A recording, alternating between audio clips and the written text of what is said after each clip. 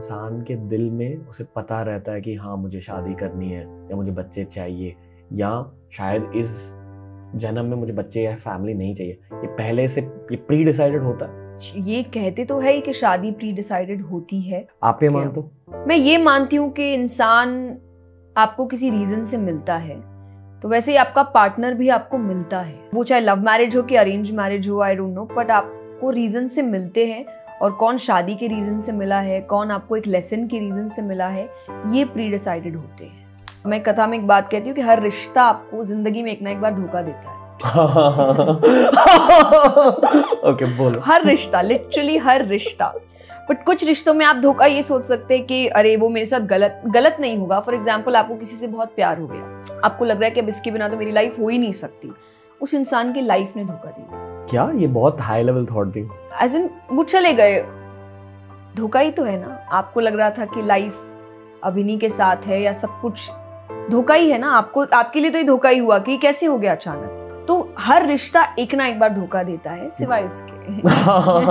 तो I think ये सच्चा प्यार है और सब कुछ सच्चा है, तो इसको याद रख के बाकी सब प्यार को करिए आप। आजियो प्रेजेंट्स TRS में फिर से आपका स्वागत है दोस्तों। एक TRS all star Jaya Kishori आज लौट कर आ रही है TRS पर। हाल ही में मैंने ये निर्णय लिया है कि हम अब से बहुत ज़्यादा डीप कॉन्वर्सेशंस प्रोड्यूस करने की कोशिश करेंगे इस पॉडकास्ट पर इन कॉन्वर्सेशंस के लिए सही गेस्ट भी ज़रूरी होते हैं। Jaya Kishori is someone who has achieved it in style दोस्तों। अपने पूरे करियर में, पूरी ज़िंदगी में बहुत कुछ सीखा है उन्होंने। आज उसी नॉलेज के डेप्थ्स तक मैंने पहुंचने की कोशिश करी। आई एम श्योर कि अगर आपको TRS के स्पिरिचुअल कॉन्वर्सेशंस अच्छे लगते हैं तो ये वाली कॉन्वर्सेशन बहुत ज़्यादा अच्छी लगेगी। As usual AJIO presents TRS पर मेरी स्टाइलिंग हुई है आजियो की वजह से। अगर आपको भी इस तरह की स्टाइलिंग करनी है खुद की तो आजियो ऐप डाउनलोड कीजिए और तुरंत फैशनेबल बन जाइए, फैशन भैया की तरह। This is Jaya Kishori on TRS। Enjoy कीजिए, सीखिए और इंस्पिरेशन एक्सट्रैक्ट कीजिए।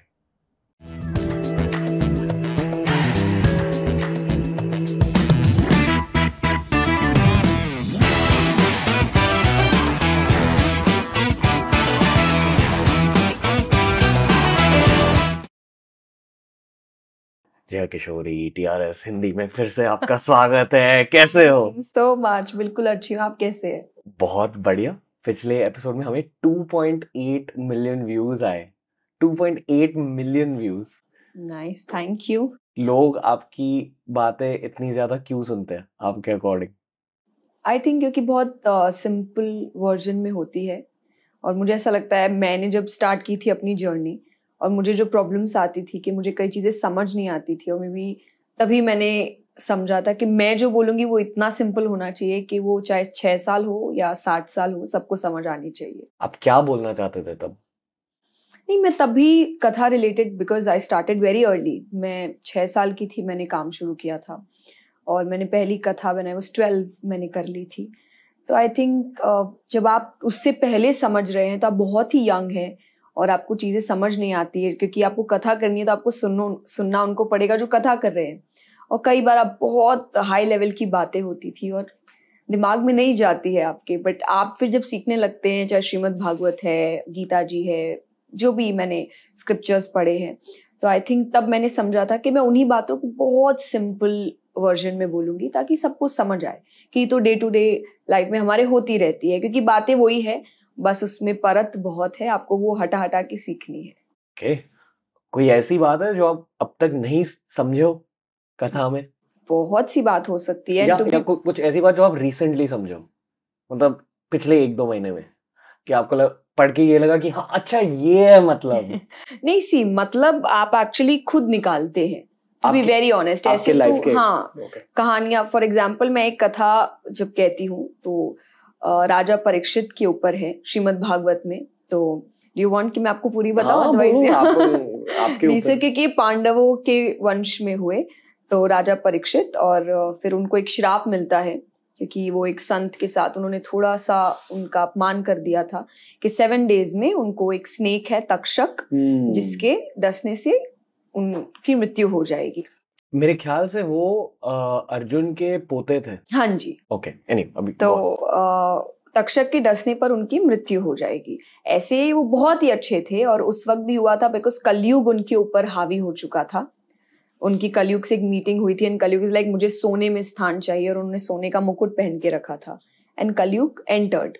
तो उस वजह से उन्होंने जो संत के साथ किया जो हुआ, तो इसकी जनरली कथा है कि बाद में उनको श्राप दिया गया और उनको बताया गया। तो श्राप संत ने नहीं दिया, संत के बेटे ने दिया था। और बेटे ने जब अपने पिता को बताया तो वो बहुत अपसेट हुए राजा परीक्षित का नाम सुन के। तो ही वॉज एन एंग्री, उनको गुस्सा नहीं आया कि इस इंसान ने मेरे साथ गलत किया तो इसके साथ ऐसा ही होना चाहिए। उन्होंने बोला कि ये तो ऐसा है नहीं, तो कुछ तो गलत ही हुआ होगा कि इसने ऐसा काम किया। तो कुछ टाइम पहले ही मुझे एक लेसन इस चीज से मिली है कि अपनी जिंदगी इतने अच्छे से जियो, कि उन्होंने शायद इतने अच्छे कर्म किए थे, इतने अच्छे से अपनी लाइफ जी थी कि अगर कभी आपसे गलती हो भी जाए तो लोग आपको नहीं, आपके समय को गलत ठहराए कि उसका समय अच्छा नहीं चल रहा, आदमी तो अच्छा है। ओके। तो आई थिंक मुझे उस वक्त ये लेसन मिला था, और ये लेसन कोई वहां नहीं है, पर ये लेसन आप खुद सीखते हैं जब आप बार बार चीजों को बोलते हैं या पढ़ते हैं और अचानक से एक दिन आपको लगता है कि ये शायद ये भी सिखा रहा है मेरी लाइफ के लिए मुझे। ओके, आपने कभी अपनी लाइफ में कुछ गलत चीज करी है? अरे बहुत। क्या? बहुत। मैं पिछली बार भी मैंने ये कहा कि आपके सामने मुझे बहुत शुद्ध महसूस होता है। आज भी वही फीलिंग महसूस हो रही है कि आप बहुत ज्यादा प्योर हो। आपने कुछ गलत किया है लाइफ में? ऐसे अब गलत का क्या पैरामीटर है आपका मुझे नहीं पता, but to be very honest गलत तो करते ही है, सभी करते हैं, हम इंसान हैं, भगवान नहीं है। कुछ गलतियां बातों में होती है, कुछ गलतियां आपके काम में होती है, because you are learning all the time. विचारों में होती है वो भी हो सकती है कि स्टार्ट में कि आप जो कंपैरिजन होता है, कंपटीशन होता है, क्योंकि जैसा मैंने कहा मैंने बहुत यंग एज से स्टार्ट की, तो तब आपको इतनी चीजें समझ नहीं आती। आप बोलते तो हैं, बट आप उस चीज को पूरी तरीके से अपने ऊपर नहीं ले चुके होते हैं। सो आई थिंक ये भी एक लेसन अब मेरी लाइफ का है कि मैंने काफी चीजें बोलनी बंद कर दी है जो मैं स्टार्ट में बोलती थी, बट अब एक रूल है कि जब तक वो चीज मैं अपनी लाइफ में लागू नहीं कर सकती तो मैं नहीं बोलूंगी उसको। एक एग्जाम्पल दे सकते हो? फॉर एग्जाम्पल सात्विकता, कि जब तक आप खुद सात्विक नहीं हैं, सात्विक खाना नहीं खाते हैं, सात्विक लाइफस्टाइल नहीं जीते हैं, आई थिंक उससे रिलेटेड ज्ञान लोगों को देना मुझे मेरी लाइफ के लिए सही नहीं लगता। सो मैंने जब पूरी तरीके से एक सात्विक लाइफस्टाइल स्टार्ट करी थी, स्पेशली जब मैं कथा में होती हूँ या मेरे सेशंस चलते हैं, तो अब जाके मुझे ऐसा लगता है कि मैंने सही किया। या अब जाके मैं लोगों को बोलती हूँ कि हाँ आपको ये लाइफस्टाइल लेनी चाहिए क्योंकि चेंजेस आते हैं, मुझ में आए हैं। क्या चेंजेस है? फॉर एग्जाम्पल कामनेस, आपकी कंपटीशन आपका खत्म होता है, आपको किसी भी तरीके की जेलेसी फील नहीं होती है, you feel happy. For example मैं एक चीज हमेशा कथा में बोलती हूँ कि अच्छाई बुराई के बढ़ने या कम होने में डिफरेंस क्या है। बुराई बहुत जल्दी बढ़ती है क्योंकि बुराई में एकता है, बुरे लोग हमेशा एक साथ खड़े होते हैं। फॉर एग्जाम्पल नॉर्मल लाइफ में जब आपको डांट पड़ती है, अगर आपके सिबलिंग्स है तो आप चाहेंगे उनको भी पड़े, आप उनकी भी गलतियां बाहर लेकर आएंगे। बुरे लोग एक साथ खड़े होते हैं, बट अच्छे एक साथ नहीं होते। उसको लगता है अप्रिसिएशन सिर्फ मेरा होना चाहिए, अवार्ड सिर्फ मुझे मिलना चाहिए। वो एक अच्छा दूसरे अच्छे को सहन नहीं करता, तो बढ़ती नहीं है, इसलिए कम रहती है। तो ये सारी चीजें आप सीखते हैं जब आप सात्विकता में जाते हैं कि आप दूसरे इंसान को भी जो आपके जैसा ही काम कर रहा है, आप उससे जेलेसी फील नहीं कर रहे, बिकॉज आपको लग रहा है कि वो तो मेरा ही हेल्प कर रहा है ना। जहां मैं नहीं जा सकती वहां वो जा सकते हैं, बिकॉज मैं एक टाइम पे एक ही पर्टिकुलर प्लेस में रह सकती हूँ, दूसरी जगह वो चले गए, तो that person is helping me. उससे जेलस फील होने की बजाय मुझे तो थैंकफुल होना चाहिए कि मेरा काम और अच्छा हो रहा है। इस सात्विक लाइफस्टाइल को थोड़ा और ब्रेक डाउन कीजिए। मतलब आप सात्विक खाना खाते हो? हाँ जी। पर और क्या होता है उसके साथ? और फॉर एग्जाम्पल मेडिटेशन है, सत्संग है, अच्छी कंपनी है। आपकी कंपनी अच्छी होनी चाहिए, आप किन थॉट्स के बीच है वो है, आप क्या देखते हैं वो है। फॉर एग्जाम्पल आज के टाइम पे इंटरनेट है, आप इंटरनेट में क्या देख रहे हो वो मैटर करता है। कि आप कुछ ऐसी चीज ना देखें जो आपके अंदर नेगेटिविटी लेकर आए, या कोई ऐसे थॉट्स लेकर आए जो आपको बाद में ओवरथिंक करने पर मजबूर कर रहे हैं, स्पेशली गलत वे में। और मुझे ऐसा लगता है सबको पता होता है सही क्या है गलत क्या है, इट्स जस्ट दैट आपको मुझसे सुनना है, अदरवाइज आपको पता है कि सच क्या है और गलत क्या है। तो ये चीजें, आपकी कंपनी अच्छी हो, कि आप जिन लोगों के बीच है, मैं हमेशा कहती हूँ आपके दोस्त ऐसे होने चाहिए जिनका माइंडसेट आपसे मैच कर रहा है। हैबिट्स मैच नहीं करे चलता है, माइंडसेट मैच करना चाहिए। अगर एक है जिसको ग्रो करना है, कुछ चेंज लाना है, और एक है जिसको कुछ भी नहीं करना है, तो जैसे मैंने कहा बुराई जल्दी बढ़ती है, तो अच्छा इंसान बुरा जल्दी होता है। बुरा अच्छा टाइम लगेगा क्योंकि उसमें मेहनत लगती है। मुझे ये लग रहा है कि मैं बहुत तामसिक इंसान हूँ इनके सामने।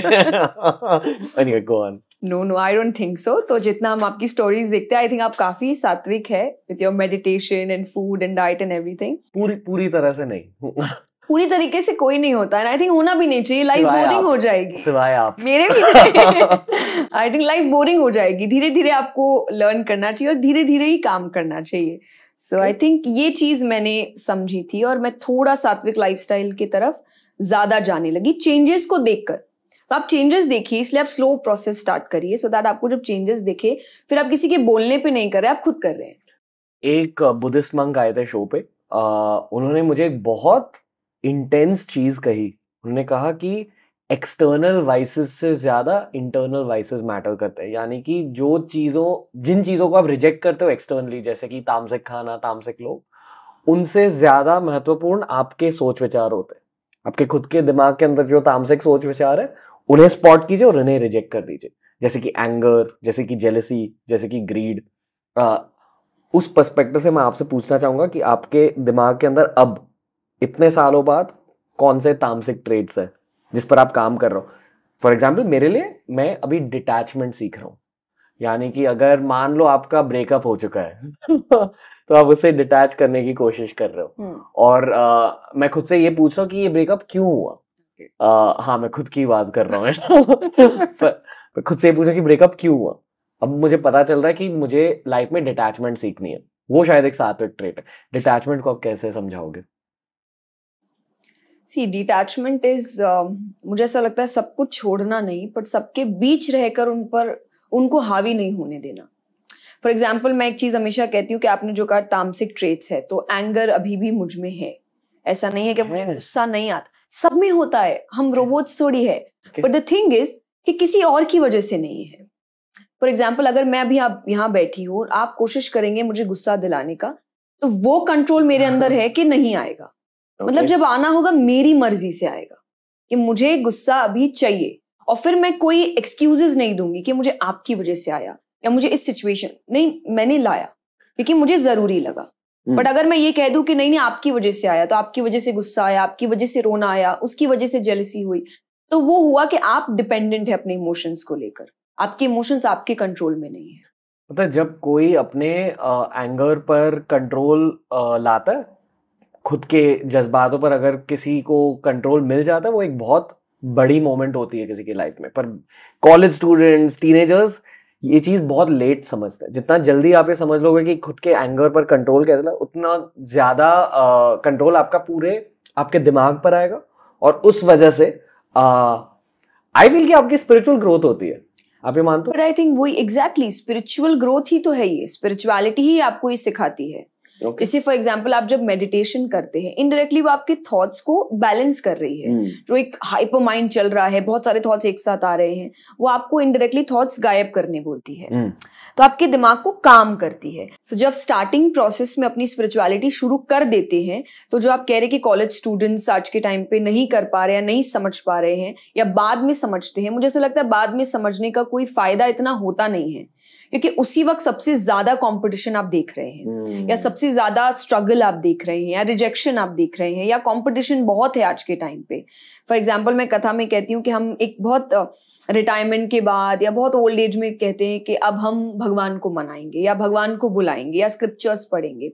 और मैं हमेशा कहती हूँ कि भगवान कहते होंगे कि अब तो मेरे बुलाने की बारी है, लेकिन अब तुम क्या करोगे बुलाकर, कि जब एज आपकी खत्म होने वाली है, आपका बॉडी आपका साथ नहीं दे रहा है, आपको कुछ इतना देखना नहीं है अब लाइफ में।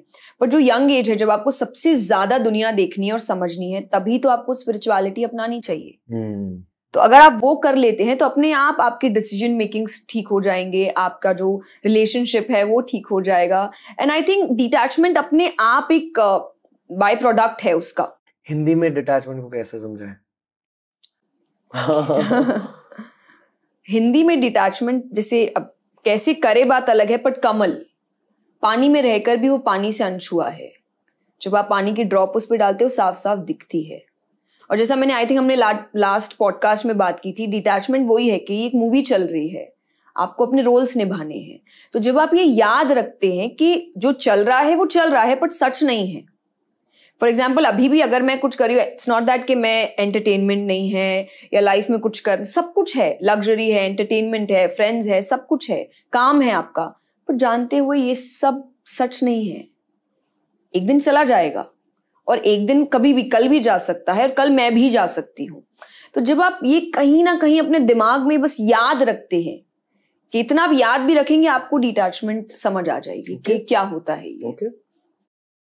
संसार झूठ है बेसिकली। झूठ तो है, हाँ। तो क्या प्यार भी झूठ है? संसारिक प्यार तो बिल्कुल झूठ है, बट सी झूठ नहीं, पर आई वुड से कि जो जिसमें सेल्फिश रीजन हो वो झूठ होता है, क्योंकि वो रहता नहीं है और किसी ना किसी लेवल पे तो जाएगा। और ये हम सबको पता है कि फॉर एग्जाम्पल या तो हम ही चले जाएं, तब भी तो एक धोखा। मैं कथा में एक बात कहती हूँ कि हर रिश्ता आपको जिंदगी में एक ना एक बार धोखा देता है। ओके, बोलो। हर रिश्ता, लिटरली हर रिश्ता। बट कुछ रिश्तों में आप धोखा ये सोच सकते हैं कि अरे वो मेरे साथ गलत नहीं होगा। फॉर एग्जाम्पल आपको किसी से बहुत प्यार हो गया, आपको लग रहा है कि अब इसके बिना तो मेरी लाइफ हो ही नहीं सकती। उस इंसान की लाइफ ने धोखा दे दिया। क्या ये बहुत हाई लेवल थॉट थी? एज इन वो चले गए, धोखा ही तो है ना। आपको लग रहा था कि लाइफ अब इन्हीं के साथ है या सब कुछ धोखा ही है ना। आपको, आपके लिए तो ये धोखा ही हुआ कि कैसे हो गया अचानक। तो हर रिश्ता एक ना एक बार धोखा देता है, सिवाय उसके। तो आई थिंक ये सच्चा प्यार है और सब कुछ सच्चा है, तो इसको याद रख के बाकी सब प्यार को करिए आप। अचानक से ये कॉन्वर्सेशन बहुत भारी हो गई मेरे। आई थिंक हमने बात की थी, थोड़ा डीप चलते हैं इस पॉडकास्ट में। ओके।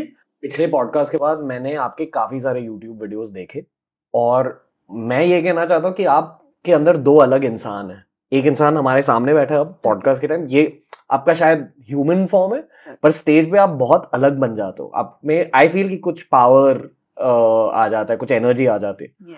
उस जोन के बारे में बताइए। ये हर किसी के साथ होता है, स्पोर्ट्समैन के साथ होता है, मतलब मैदान में।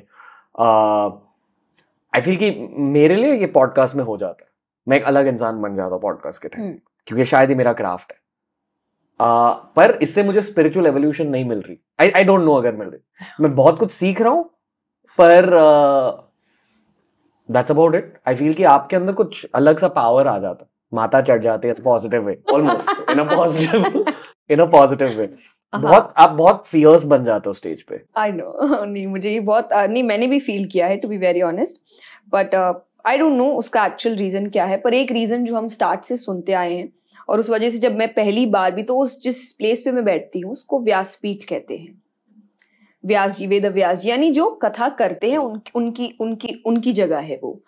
तो वो जगह ही कुछ होती है। आई मीन उस प्लेस को अल्टीमेट प्लेस बोला गया है। वहां बैठना मतलब अब कुछ बचा नहीं है आपकी लाइफ में अचीव करने को, अगर आपने व्यासपीठ पाली है।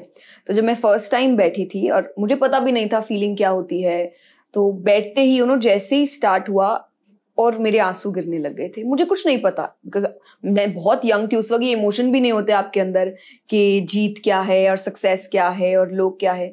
बट बस मुझे रोना आ गया था कि कैसे मैं यहाँ कैसे बैठ सकती हूँ, या ऐसे कैसे हो गया। तो वो प्लेस ऐसी है कि वहां बैठने के बाद आई थिंक कुछ होता है कि आप, और कुछ ऐसे थॉट्स होते हैं जो मुझे भी नहीं पता कि मैंने कैसे बोल दिया। ये तो मैंने कहीं पढ़ा भी नहीं है, या अचानक मेरे दिमाग में थॉट कैसे आ गया। तो शायद जो आपने कहा वो स्पिरिचुअल ग्रोथ है, आप इवॉल्व हो रहे हैं, तो वो कुछ तो पावर है उस प्लेस में। किसी सेंटेंस बोलने के टाइम आपको आगे के 2-3 सेंटेंस दिख जाते हैं अपने दिमाग में? हर बार नहीं, कभी अचानक से। और तब आपको बाद में लगता है कि ये तो मैंने सोचा नहीं था, ये कैसे हो गया। तो तब आपकी श्रद्धा, आपका फेथ उस प्लेस को लेकर और बढ़ जाता है। इस पॉडकास्ट से मैंने एक शब्द सीखा है, वो शब्द है आवेशम। कभी ये शब्द के बारे में सुना? नहीं। आवेशम एक तांत्रिक शब्द होता है। यानी कि जैसे मान लो मैं YSS में मेडिटेशन करता हूँ, तो हमारा अल्टीमेट गोल समाधि है। 3 प्रकार की समाधि होती है, निर्विकल्प समाधि, सर्विकल्प समाधि और महासमाधि। महासमाधि मतलब आप चले गए अपने बॉडी से। मैं समाधि के बारे में नहीं समझाऊंगा क्यों मैं सवाल पूछ रहा हूँ यहाँ। पर तंत्र में एक गोल आवेशम का होता है, जहां आपने इतनी ज्यादा साधना की, आपने इतनी ज्यादा पूजा की है, मान लो आप कृष्ण भगवान की पूजा कर रहे हो पर एक तांत्रिक पाथ से, वहां गोल ये रहता है कि कृष्ण भगवान की पूरी एनर्जी, 100% एनर्जी आपके बॉडी में एंटर होकर आपके बॉडी के साथ एक बन जाए। और जिन लोगों ने असल में इस चीज को अचीव किया है वो शायद शहरों में नहीं रहते, शायद बहुत दूर रहते, हिमालय में, किसी गांव में। आवेशम बहुत टाइम के बाद किसी को मिल जाता है, पर आई फील कि आप जैसे लोगों को जो पब्लिकली भगवान की बातें समझा रहे हैं लोगों को, एक सॉर्ट ऑफ माइक्रो आवेशम मिल जाता है स्टेज पर। I hope so. आप ये मानते हो? सी तो अब ये जब मैं फॉर एग्जाम्पल मैं लास्ट टाइम, मुझे तंत्र के बारे में नॉलेज नहीं है, पर जब हम लोग इसको डिवोशन में लाते हैं तो एक कथा आती है उद्धव चरित्र श्रीमद् भागवत में, कि उद्धव जी भगवान के बेस्ट फ्रेंड थे कृष्ण जी के। तो वो बिल्कुल भगवान जैसे दिखते थे, उनका मतलब फीचर्स भगवान जैसे थे, चाल भगवान जैसी थी। अगर वो दूर से आते तो एक बार के लिए लगता था कृष्ण चल के आ रहे हैं, मतलब इतने एक जैसे दिखते थे। वो बहुत ज्ञानी थे, उन्होंने देवताओं ने जिससे ज्ञान प्राप्त किया था उनसे ज्ञान प्राप्त किया था। उनको बस एक चीज नहीं समझ आती थी, दैट वाज प्रेम। प्रेम, हाँ, उनके लिए ज्ञान सबसे ऊपर था, ज्ञान से ऊपर कुछ नहीं था। भगवान के लिए ज्ञान से ऊपर भी प्रेम था, कि अगर जब बिना सेल्फिश रीजन के प्रेम किया जाता है उससे ऊपर कुछ नहीं होता है, जो उनको गोपियों से मिला था जिसकी शिक्षा। तो उसमें आता है कि जब भगवान आपसे प्यार करने लगते हैं, या जब आपका डिवोशन भगवान के प्रति इतना ज्यादा हो जाता है कि भगवान को आपसे प्यार हो जाए, तो भगवान आपको अपने जैसा बनाते हैं। यानी अपने आप आपके स्पिरिचुअल ग्रोथ में वो ऐसी ऐसी क्वालिटीज आपके अंदर डालते हैं जो उनमें है, जो कलाएं उनमें है, चाहे वो डिवोशन है, फेथ है, पावर है, आर्ट है, तो वो ज्ञान है, वो सब कुछ आप में डालते। तो ये डिवोशन में बोला जाता है, आपकी भक्ति जितनी बढ़ती है भगवान को उतना आपसे प्यार होगा, फिर भगवान आपको अपने जैसा बना देंगे। भक्ति को बढ़ाते कैसे?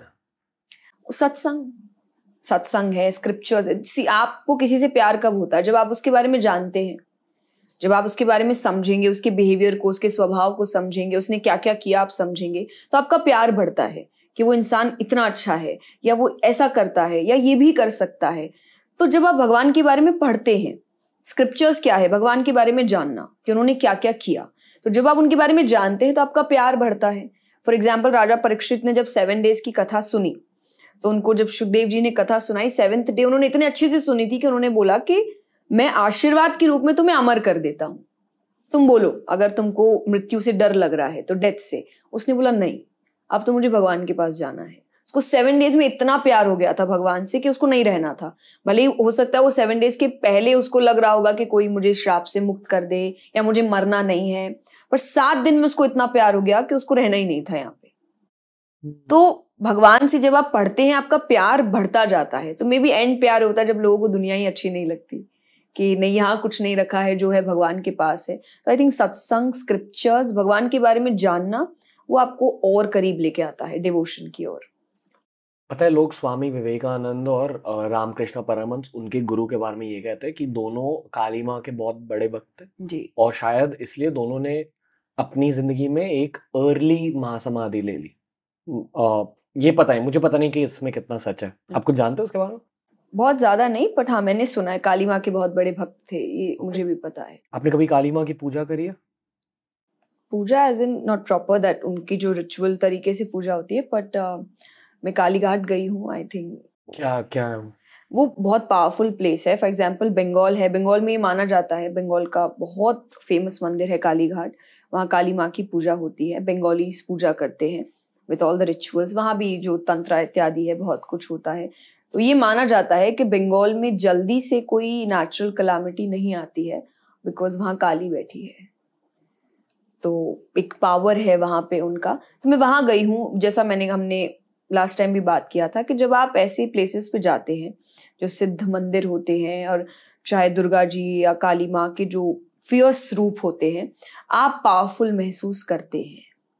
तो मैं तंत्रों की ओर नहीं जाती, बट मैं डिवोशन की ओर जरूर जाती हूँ। तो जब आप उस वक्त देखते हैं कि माँ को लोग पूज रहे हैं, और काली माँ के लिए तो ये भी कहा गया कि उनको तो शंकर जी भी पूछते थे या उनसे एक स्टेप पीछे ही रहते थे। वो इतनी फियर्स थी कि जब अपने रूप में आती है, और ये औरतों के लिए भी है कि औरत इतनी समझदार है कि उसको पता होता है कब उसको सरस्वती का रूप लेना है, कब दुर्गा का लेना है और कब काली का लेना है।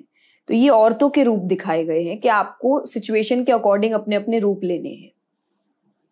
तो काली घाट के मैंने दर्शन किए हैं ना, आई थिंक बहुत आपको पावरफुल महसूस होता है। एक बहुत लो लेवल कॉन्वर्सेशन करेंगे हम अब। Okay. आप कैसे हो? बिल्कुल अच्छे हैं, बहुत अच्छे हैं। आप कैसे हैं? मैं आने नहीं गया। आज हम आपके बारे में बात करेंगे। I am not in the best state. पता नहीं क्यों बहुत ज्यादा एग्जिस्टेंशियल फील कर रहा हूँ अभी। एग्जिस्टेंशियल को हिंदी में कैसे समझाऊं ये मुझे पता नहीं। आई थिंक वो गूगल कर लेंगे सब। एग्जिस्टेंशियल मतलब मेरे दिमाग में मैं बहुत ज्यादा वाई वाले सवाल पूछ रहा हूँ। क्यों कर रहा हूँ ये सब। जिज्ञासा का एक नेगेटिव रूप।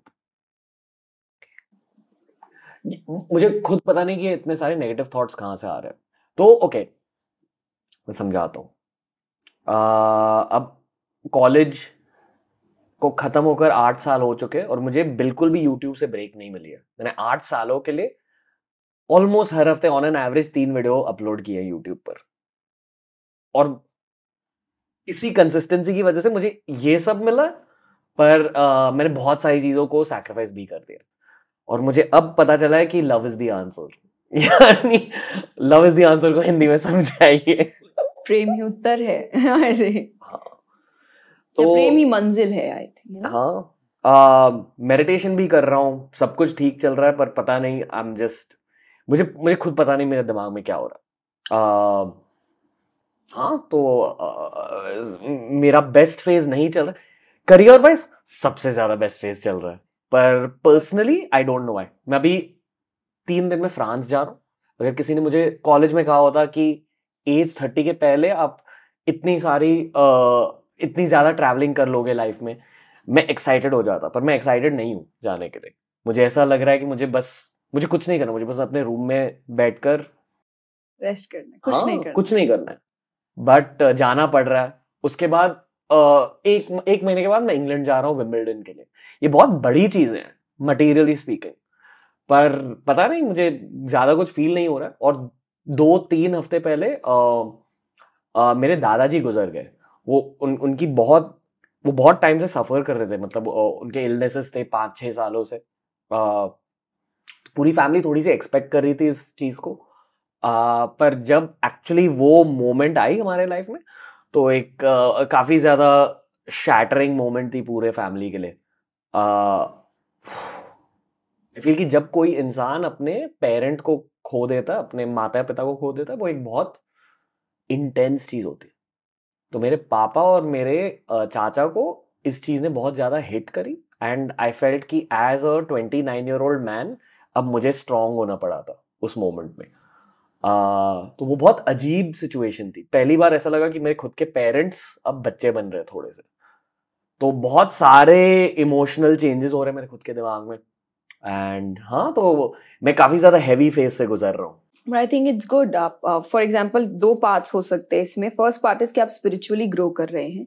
उसका एक एग्जाम्पल होता है जब मटेरियलिस्टिक चीजें आपको बहुत ज्यादा एक्साइट नहीं करती है, यू डूइंग इट, क्योंकि जैसा मैंने कहा कि रोल्स है, आपको निभाने पड़ेंगे, काम करना पड़ेगा, एंड आपको अच्छा भी लग रहा है कि हाँ जो हो रहा है अच्छा है, होना चाहिए सब चीज, बट बहुत एक्साइट नहीं करते, आपके बैलेंस को खराब नहीं करते। और ये एक बहुत अच्छा वे है शो करने का भगवान का या यूनिवर्स का कि आप स्पिरिचुअली ग्रो हो रहे हैं, कि अब स्पिरिचुअल आई थिंक प्रोग्रेस आपको ज्यादा एक्साइट करती है रादर देन मटेरियलिस्टिक चीजें। It's a very good thing. Second is कि कहीं ना कहीं ये रियलाइज करना आज के यूथ को कि पेरेंट्स भी सीख रहे हैं, या पेरेंट्स को भी कई जगह आपकी हमारी जरूरत होती है, और जैसे हम बच्चे थे वो भी एक एज बाद वापस बच्चे बनेंगे। जैसा कहा जाता है बच्चे और बूढ़े एक जैसे होते हैं, वो एक ही बात को बार बार रिपीट करना या बार बार सुनना, या मे बी कहीं कहीं चीजों में अपना बैलेंस खो देना, लो हो जाना, ये चीजें वापस होंगी। तो हमने उनका बचपन नहीं देखा, पर अब हमें वापस एक मौका मिल रहा है और अब हमें रिस्पॉन्सिबल बनने का मौका मिल रहा है। तो आई थिंक ये चीज नहीं छोड़नी चाहिए। ये आपकी लाइफ का सबसे बड़ा वेल्थ होगा। हाँ, एक शोल्डर इंजरी भी हुई है जिसके बारे में मैंने आपको अभी जस्ट बताया जी। उस इंजरी की वजह से मैं एक्सरसाइज नहीं कर पा रहा हूँ, योगा नहीं कर पा रहा हूँ, मेडिटेशन में भी दिक्कत हो रही है। तो आई फील कि बहुत सारी सिचुएशन साथ में आ चुकी है। बट वो कुछ और आपको करने के लिए मजबूर कर रही होगी, मे बी रेस्ट जो आप चाहते हैं। हाँ शायद। किसी ने मुझे एक बार कहा था कि कोई भी इंजरी या कोई भी इलनेस, कोई भी आपकी बॉडी की समस्या आपको एक्चुअली कुछ सिखाने की कोशिश कर रही है, और जब तक आप ये नहीं सीखोगे वो समस्या आपसे जाएगी नहीं। पर मैं अभी समझने की कोशिश कर रहा हूँ, मुझे कुछ आंसर नहीं मिले। बट नो, मिल जाएगा धीरे धीरे। मैं हमेशा कहती हूँ अपने आंसर्स आप खुद, क्वेश्चंस आपको पता होते हैं और उसके आंसर्स भी आप ही के पास होते हैं। हम दूसरों के पास जरूर ढूंढते हैं, हमें बिट्स एंड पीसेस में वो आंसर्स मिल भी जाते हैं, पर फिर भी जोड़ना आपको पड़ता है। जो पजल है वो आप ही को जोड़ना पड़ेगा, कोई और आपके लिए जोड़ नहीं सकता। और जो जोड़ेगा वो अपने एक्सपीरियंस के अकॉर्डिंग जोड़ रहा है, आपके नहीं। फॉर एग्जाम्पल, मैंने आपकी लाइफ नहीं जी है। हाँ, मैं क्वेश्चन समझ सकती हूँ, मैं एक आंसर बना सकती हूँ, वो आंसर मेरे एक्सपीरियंस के अकॉर्डिंग है, मेरी लाइफ पे डिपेंड करता है, आपकी नहीं, क्योंकि मैं आपकी लाइफ नहीं जानती। तो वो आंसर आपको ही ढूंढना पड़ेगा। बट ये समझना जो आपने बोला, ये लोग जल्दी से नहीं समझ पाते। उनका ये रहता है मेरे साथ ही क्यों। बट आई थिंक मेरे साथ ही क्यों क्वेश्चन नहीं होना चाहिए, बस क्यों क्वेश्चन होना चाहिए। क्योंकि सिर्फ इंजरी नहीं, आपके लाइफ में जो भी होता है वो किसी रीजन से होता है। और ये भगवान कहते हैं कि जो भी हो रहा है ये मत सोचो कि क्यों हो रहा है, ऐसा क्यों हो रहा है। सब कुछ पहले से बनाया हुआ है और कुछ सिखाने के लिए तुमको, कि यहाँ पे अभी इस वक्त ये सीखने की आपको जरूरत है, इसीलिए वो सिचुएशन आया है। चाहे वो सैड है, चाहे वो हैप्पी भी है। हैप्पीनेस के टाइम भी आप सिर्फ सेलिब्रेट करने में मत रहिए, ये भी क्यों आया है जानने की कोशिश करिए, ताकि आप आगे भी इस सिचुएशन को बार बार ला सके। और जो प्रॉब्लमैटिक सिचुएशन से दिक्कत देने वाली है, वो ये समझना क्यों आया है, ताकि आगे ना आए। जब आप मिस्टेक से नहीं सीखते हैं तो वो आप बार बार करते हैं और बार बार सफर करते हैं। आप कभी ऐसे फेज से गुजरे हो जहाँ बहुत सारी चीजें गलत होती है आपके लाइफ में एक साथ? आई थिंक सबकी होती है और हर कुछ टाइम में होती रहती है। कि आप फॉर एग्जाम्पल, जब कोविड का टाइम आया था तब बैक टू बैक आपकी सब चीजें कैंसिल हो रही थी, आपके सारे प्रोजेक्ट्स कैंसिल। आई थिंक जब कोविड हिट हुआ था, लॉकडाउन अनाउंस हुआ था, वो साल मेरी लाइफ का बेस्ट साल होने वाला था। मतलब मेरे पास बहुत प्रोजेक्ट्स मेरे प्लान्ड आउट थे, बहुत सा काम प्लान्ड आउट था, नई चीजें प्लान्ड आउट थी, और मुझे ऐसा लगा था ये साल तो बेस्ट होने वाला है मेरी लाइफ के। कट टू आप कुछ भी नहीं कर रहे हैं, लिटरली कुछ भी नहीं। और जिसकी मुझे हैबिट नहीं थी। मतलब मैं आई डोंट थिंक सो एक हफ्ते से ज्यादा कभी अपने घर पर बैठी हूँ। एक हफ्ता भी मैं ज्यादा कह रही हूँ कि एक साथ आप एक हफ्ता बैठ रहे हैं, मेरे साथ ऐसा नहीं हुआ था, कभी भी नहीं हुआ था। तो मेरे लिए एक बहुत बड़ा आई थिंक चेंज था कि आपका 1-1.5 साल, आई थिंक मे बी 2 साल आई वुड से, क्योंकि इवेंट्स प्रॉपरली होते नहीं थे और 2 साल आप घर पे बैठे हैं। बट उस वक्त मैंने ऐसा कुछ किया जो मैं अभी बता नहीं सकती, बट जल्दी पता चलेगा। लेकिन मैंने ऐसा कुछ किया जो मैं सोच भी नहीं सकती थी कि मैं करूंगी। तो मुझे तब समझ में आया कि अगर इवेंट्स होते तो शायद मैं वो चीज नहीं कर पाती, क्योंकि मेरे पास इतना टाइम नहीं होता कभी, अभी भी नहीं है। अब अगर मुझे कोई कह दे कि तो मेरे पास टाइम नहीं है उतना, मैं इतना बैक टू बैक ट्रैवल में हूँ, बट वो उस वक्त जरूरी था। पर अगर मैं सिर्फ रोने में रहती कि इवेंट्स नहीं है, सब कैंसिल हो गया है, क्या कर सकते हैं, तो उस वक्त मेरे पापा ने मुझे बोला था नहीं है तो अभी तक तो तुम कहती थी ना कि तुमको इस चीज का टाइम नहीं मिलता, इस चीज का नहीं मिलता, तुम बहुत बिजी हो, अब तो टाइम ही टाइम है, अब करो। तो आई थिंक तब मुझे रियलाइज हुआ कि हर चीज आपको कुछ सिखाने आती है, कुछ नया कराने आती है। कि बहुत हो गया जो आज तक करते आए, अब नए की जरूरत है। पर इंसान समझता नहीं है, इसलिए वो पुरानी चीज भगवान आपसे ले लेते हैं कि ये जब तक वापस नहीं लूंगा तब तक ही दूसरी चीज पर जाएगा नहीं। नई चीज की जरूरत है। एग्जैक्टली। आप कभी रोते हो अभी भी? हाँ, बहुत ज्यादा। मतलब मुझे रोना बहुत जल्दी आता है। क्यों रोते हो? कोई भी रीजन, कई बार हो सकता है कि आप जो चाहते हैं वो नहीं हो रहा, तो आपको ऐसा लगता है कि करियर वाइज, पर्सनल लेवल पे, फैमिली लेवल पे, इमोशन वाइज। जैसा मैंने कहा, मैं ये नहीं कहती मैं बिल्कुल परफेक्ट हूँ, गलतियां, आप परफेक्ट के बहुत पास पहुंच चुके हो। ऐसा बिल्कुल भी नहीं है।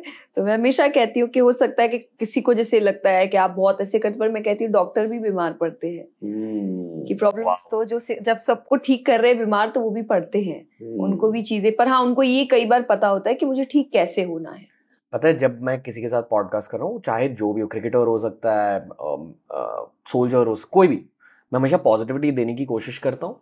आज भी मैं पॉजिटिविटी देने की कोशिश कर रहा हूँ, पर आई फील कि एक्चुअली मैं आपकी पॉजिटिविटी ले रहा हूँ, सो सॉरी। ये इट्स एक्सचेंज हो रहा है अभी। मेरी इंटेंशन ये नहीं है कि मैं आप पर ऑफलोड करूँ इस पॉडकास्ट पे, सो रियली सॉरी। पर आई फील कि अब पॉडकास्ट की शुरुआत हो रही है। पिछला एपिसोड आपने देखा? हाँ जी, पूरा देखा। क्या लगा देख? आई थिंक बहुत अच्छा लगा मुझे। बहुत मैसेजेस आए, टू बी वेरी ऑनेस्ट। जब मैं और कथा में भी हम गए थे तो सबने कहा कि हमने रणवीर वाला शो आपका देखा, और बहुत से कई बार ना आपको पता नहीं होता कि लोग क्या सुनना चाहते हैं, और हम बात नॉर्मली कर रहे हैं, पर कितने होंगे जिनको शायद उस वक्त वही क्वेश्चन का आंसर चाहिए होगा। तो उनको शायद उस पॉडकास्ट से, मुझे कईयों को लगा कि उनको उनका आंसर मिला था, और उनको ऐसा लगा कि अब वो जिस प्रॉब्लम से फेस कर रहे थे वो प्रॉब्लम ठीक हो चुकी है, या अब उनको समझ आ गया उनको कहाँ जाना है।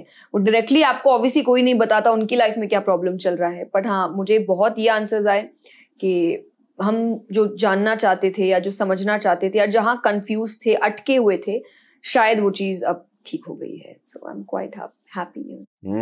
मैं आज बहुत रियल कॉन्वर्सेशन करने की कोशिश करूंगा, और ऐसे ही कॉन्वर्सेशंस के लिए हमने एक राउंड डिवाइस किया जो लास्ट टाइम हमारे शो पर नहीं था। आज मैं आपके सोल के अंदर जाकर आपसे सवाल पूछूंगा, पर उसके पहले हमारी एक सेगमेंट है जिसका नाम है Ajio presents keep it casual. बहुत रिलैक्स सेगमेंट है। मैं आपसे सवाल पूछूंगा, आपको जवाब देना, और फिर मैं टैंजेंशियल सवाल भी पूछूंगा, ठीक है? तो are you ready? Yes, let's hit it. Jaya Kishori, are you ready for AJIO presents keep it casual? Okay, ज्यादा सोचना नहीं है, ठीक है? क्वेश्चन नंबर 1, अगर आप अपने बच्चों को सिर्फ एक चीज या एक ह्यूमन वैल्यू सिखा पाए तो वो कौन सी चीज होगी या कौन सा ह्यूमन वैल्यू होगा? कीप लर्निंग, और कुछ नहीं। जीत हार मायने नहीं रखता, कीप लर्निंग। ओके। क्वेश्चन 2, इन शब्दों को सुनकर आप क्या सोचते हो? आपको तुरंत बताना है। अब मैं एक शब्द कहूंगा, फिर आप एक शब्द कहो, ठीक? कृष्णा। सब कुछ। प्यार। कृष्णा। स्पिरिचुअलिटी। ओह ओके, अब ये थोड़ा सा टफ हो सकता है, पर आई थिंक जीने का तरीका। ओके। कथा। कार्य। जया। आई थिंक माँ दुर्गा, क्योंकि जया उनका नाम है, और मेरी दादी ने मेरा नाम इसलिए रखा था क्योंकि वो उनकी बहुत बड़ी भक्त थी। ओके। कहते कि किसी का नाम उनकी लाइफ पर एक इम्पैक्ट छोड़ देता है, एज़ इन जो आपका नाम होता है, आपकी पर्सनालिटी भी आपके नाम की तरह बन जाती है। आप ये मानते हो सकता है, बट मैं यहाँ ये जरूर मानती हूँ कि आपकी पहचान होती है तो ये बहुत सोच समझ के रखनी चाहिए कि आपको बार बार उसी नाम से बुलाया जाता है। वर्ड्स में पावर होते हैं कि आपको कौन किस नाम से, उसका क्या मीनिंग है, तो बहुत मायने रखता है। तो मीनिंगफुल नाम होना चाहिए। कृष्ण भगवान के अलावा आपके 3 सबसे फेवरेट भगवान कौन है और क्यों? ओके, तो श्याम बाबा, टू बी वेरी ऑनेस्ट, ये खाटू श्याम जी में है, और उनको कृष्ण जी ने ही आशीर्वाद दिया था कि तुम मेरे ही नाम से कलयुग में जाने जाओगे। तो ये खाटू श्याम जी में, तो मैं एक्चुअली कृष्ण जी सब कुछ है, पर मैं सबसे ज्यादा खाटू श्याम जी जाती हूँ। Like every year, it's routine thing, मैं कभी मिस नहीं करती, हर साल मुझे जाना है। कौन कौन मतलब एक ये महाभारत में एक कैरेक्टर हुए, तो और उन्होंने अगर आपने सुना होगा तो उनको हारे का सहारा बोला जाता है। तो अपनी मॉम को बोल के गए थे महाभारत में कि मैं युद्ध के लिए जा रहा हूँ, जो हारेगा मैं उसके साइड खड़ा रहूंगा। तो जब वो आता, और वो बहुत पावरफुल थे, तो भगवान उनका टेस्ट लेने भी आए थे, और भगवान ने कहा था कि ये जो पेड़ है इसको एक तीर से सारे पत्ते भेद करके दिखाओ। तो उन्होंने बोला मैं कर सकता हूँ। भगवान ने एक पत्ता लेके अपने पैर के नीचे रख लिया, और उन्होंने एक तीर से सब में भेद किया, फिर वो तीर भगवान के पैर के पास घूमने लगा। भगवान ने पैर हटाया, उसने उसमें भी भेद किया। तो भगवान लाइक कि अब अगर ये जो इसने कहा है वो करेगा तो हारेंगे तो कौरव, तो कौरवों के साइड खड़े हो जाएगा, तो वो नहीं कर सकते थे। तो भगवान ने उनसे फिर एक चीज मांग ली थी, और वो था कि उन्होंने अपने सर का दान दे दिया था, और फिर उनके सर को सबसे ऊपर रखा गया था कि वो पूरा युद्ध देखेंगे। और क्योंकि उन्होंने ये सैक्रिफाइस किया था, तो भगवान ने उनको बोला था कलयुग में तुम मेरे नाम से जाने जाओगे और सबसे ज्यादा जाने जाओगे। तो खाटू श्याम जी, श्याम बाबा, तो वहाँ बहुत every year I think 15-20 lakh लोग आते हैं दर्शन के लिए, जो वहाँ फागण का समय होता है, जो मेन ये राजस्थान में है, खाटू श्याम जी सिक्कर के पास। तो वहाँ मैं बहुत जाती हूँ। तो खाटू श्याम जी आई थिंक श्याम बाबा को सबसे ज़्यादा मानती हूँ, राधा जी, और आई थिंक देन क्यों भी बताना आपको। राधा जी आई थिंक क्योंकि वो प्यार की मूर्ति है, आप प्रेम उनसे सीखते हैं। भगवान के जीवन के भी प्रेम की जो भी बातें हैं वो उन्हीं से आती है, तो सबसे ज्यादा प्रेम आप सीखते हैं तो आप उन्हीं से सीखते हैं। और देन शंकर जी, क्योंकि आई थिंक वो सब कुछ है, पूरा अंत वो ही लेकर आते हैं, और श्री राम उनकी पूजा करते हैं, श्री कृष्ण उनको पसंद करते हैं, वो श्री कृष्ण को पसंद करते हैं, तो सारे भगवान सबसे ज्यादा उनको ही पसंद करते हैं, और वही सब कुछ है, महाकाल, सर्वशक्तिमान। तो शिव जी के बारे में मैं बचपन में ज्यादा समझता नहीं था, और जितनी ज्यादा मेरी उम्र बढ़ रही है और इस पॉडकास्ट के, तो मैं बहुत ज्यादा समझ रहा हूँ। उनका प्रेजेंस बहुत ज्यादा आ चुका मेरी लाइफ में, और बदलाव भी आता है। कहा जाता है कि आप उनसे जो भी मांगो वो दे देते, ये मैंने सच में महसूस किया बहुत ज्यादा। इसलिए अब मैं सिर्फ एक चीज मांगता हूँ उनसे, कि वो मेरे पास रहे, बस। बाकी सब मिल जाता है जी। ओके, अगला सवाल थोड़ा सा लाइट सवाल है। एक डे ऑफ पर जया किशोरी क्या करना पसंद करती है? फैमिली के साथ रहना, खाना एक साथ खाना, चाय एक साथ पीना, कुछ ना कुछ, कोई वेब सीरीज भी देख रहे हैं तो मोस्टली हम 4 है फैमिली में, बस हम चारों एक साथ ही देखते हैं। क्या देखते हो आप? कुछ भी, कोई नई मूवी आएगी तो हम एक साथ देखेंगे, कोई अच्छी वेब सीरीज निकलेगी तो हम बताते हैं ये अच्छा निकला है आज, कुछ भी नहीं पूरे दिन, तो बैठकर। आपकी सबसे फेवरेट वेब सीरीज कौन सी है? आई थिंक अभी तक तो स्पेशल ऑप्स, ओपीएस जो भी उसको बोला जाता है, बट हाँ अभी तक मैंने बेस्ट वही देखा है, कि जो हमने सबने साथ में मिलकर देखा था और हम सबको बहुत अच्छा लगा था। आप यूट्यूब कंटेंट भी कंज्यूम करते हो? हाँ जी। क्या देखते हो यूट्यूब पर? मोस्टली कथा रिलेटेड, तो मैं राजेश्वरानंद जी को बहुत देखती हूँ, उनकी कथाएं मुझे बहुत अच्छी लगती है, क्योंकि वो भी बहुत सिंपल वर्जन में बहुत अच्छी बातें कहकर निकल जाते हैं। तो मैं उनको, वो अब है नहीं, बट मैं उनको बहुत सुनती हूँ। मैं टू बी वेरी ऑनेस्ट, मैंने आपका भी बहुत कंटेंट देखा है। हाँ, क्योंकि आप अलग अलग लोगों को बुलाते हैं, तो कहीं ना कहीं आपको बहुत लेसन्स मिलते हैं अलग अलग फील्ड के लोगों से। तो ये मैंने बहुत देखा है। और फिर बीच में आप स्टैंड अप कॉमेडीज देखते हैं, तो आप थोड़ा सा एंटरटेनमेंट भी जरूरी है, हंसी भी आनी चाहिए, तो आई थिंक ये सब। ओके, अगला सवाल, अपने ड्रीम पार्टनर के 4 ड्रीम ट्रेट्स के बारे में कुछ बताइए। आपको शादी करनी है वैसे? हाँ बिल्कुल। Okay. मैं आई थिंक मुझे ऐसे पर्टिकुलर ट्रेट्स नहीं पता है, मैं हमेशा कहती हूँ मुझे मेरे जैसा इंसान चाहिए, तो जो ट्रेडिशनल भी है पर मॉडर्न भी है, जो आज की चीज़ों को भी समझता है पर भगवान को बहुत मानता है, जिसमें संस्कार भी है पर नई चीज़ों की ओर बढ़ना भी है। तो आई डोंट नो कि एग्जैक्टली वो ट्रेट्स क्या है, पर आपको समझ रहा था कि इंसान मेरे जैसा है, या मेरी जैसी सोच रखता है, या मेरे जैसे लाइफ को देखने की कोशिश करता है। तो आई थिंक मैं अपने जैसा ज्यादा पसंद करूंगी रादर देन मुझसे ऑपोजिट। आप ये मानते हो कि भगवान सही इंसान को सही वक्त पर भेजते हैं? बिल्कुल मानती हूँ। भगवान हर चीज सही समय पर करते हैं, मैं कहती हूँ। तो काम भी अगर वो भेज रहे हैं, कोई सिचुएशन भी भेज रहे हैं, तो बहुत सोच समझ के भेज रहे हैं। तो मुझे ऐसा लगता है मैं किसी भी चीज को लाइटली लेना पसंद नहीं करती हूँ, क्योंकि अगर कुछ मेरे सामने आया है तो वो किसी रीजन से आया है, तो समझने की मैं कोशिश हमेशा करती हूँ।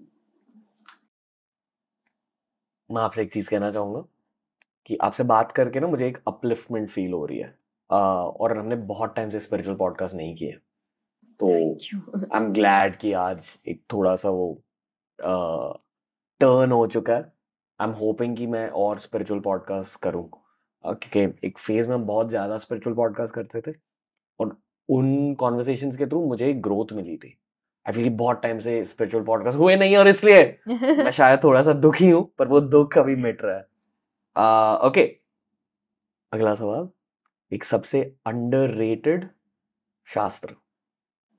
गीता जी, डेफिनेटली। मतलब वो एक मैजिकल बुक है, डेफिनेटली मैजिकल बुक है, जो मैं अपने एक्सपीरियंस से कहती हूँ कि जब मैंने स्टार्ट किया था उसको पढ़ना, पहली दूसरी बार आपको नहीं समझ आएगा ज्यादा, आपको ऐसा लगे, और समझ नहीं आने का मतलब मीनिंग आएगा, पर आपको लगेगा कि ये नॉर्मल लाइफ में तो मायने नहीं रखता, या मैं तो अलग लाइफ जी रहा हूँ, या आजकल तो बहुत मॉडर्न लाइफ हो चुकी है, ये तो बहुत ओल्ड वर्जन है, या आजकल लड़ाइयाँ कहाँ होती है, ये तो युद्ध के ऊपर बात हो रही है।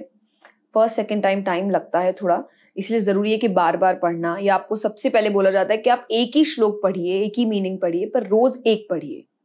मतलब गीता जी पढ़ने के बाद भी आपको वापस से पढ़नी जरूरी है। तो मेरे साथ है कि मैं आज अगर मेरे पास जो गीता है, मैं जो पढ़ती हूँ, अगर कोई उसको लेकर, हर श्लोक के पास बहुत से इमोशंस लिखे हैं।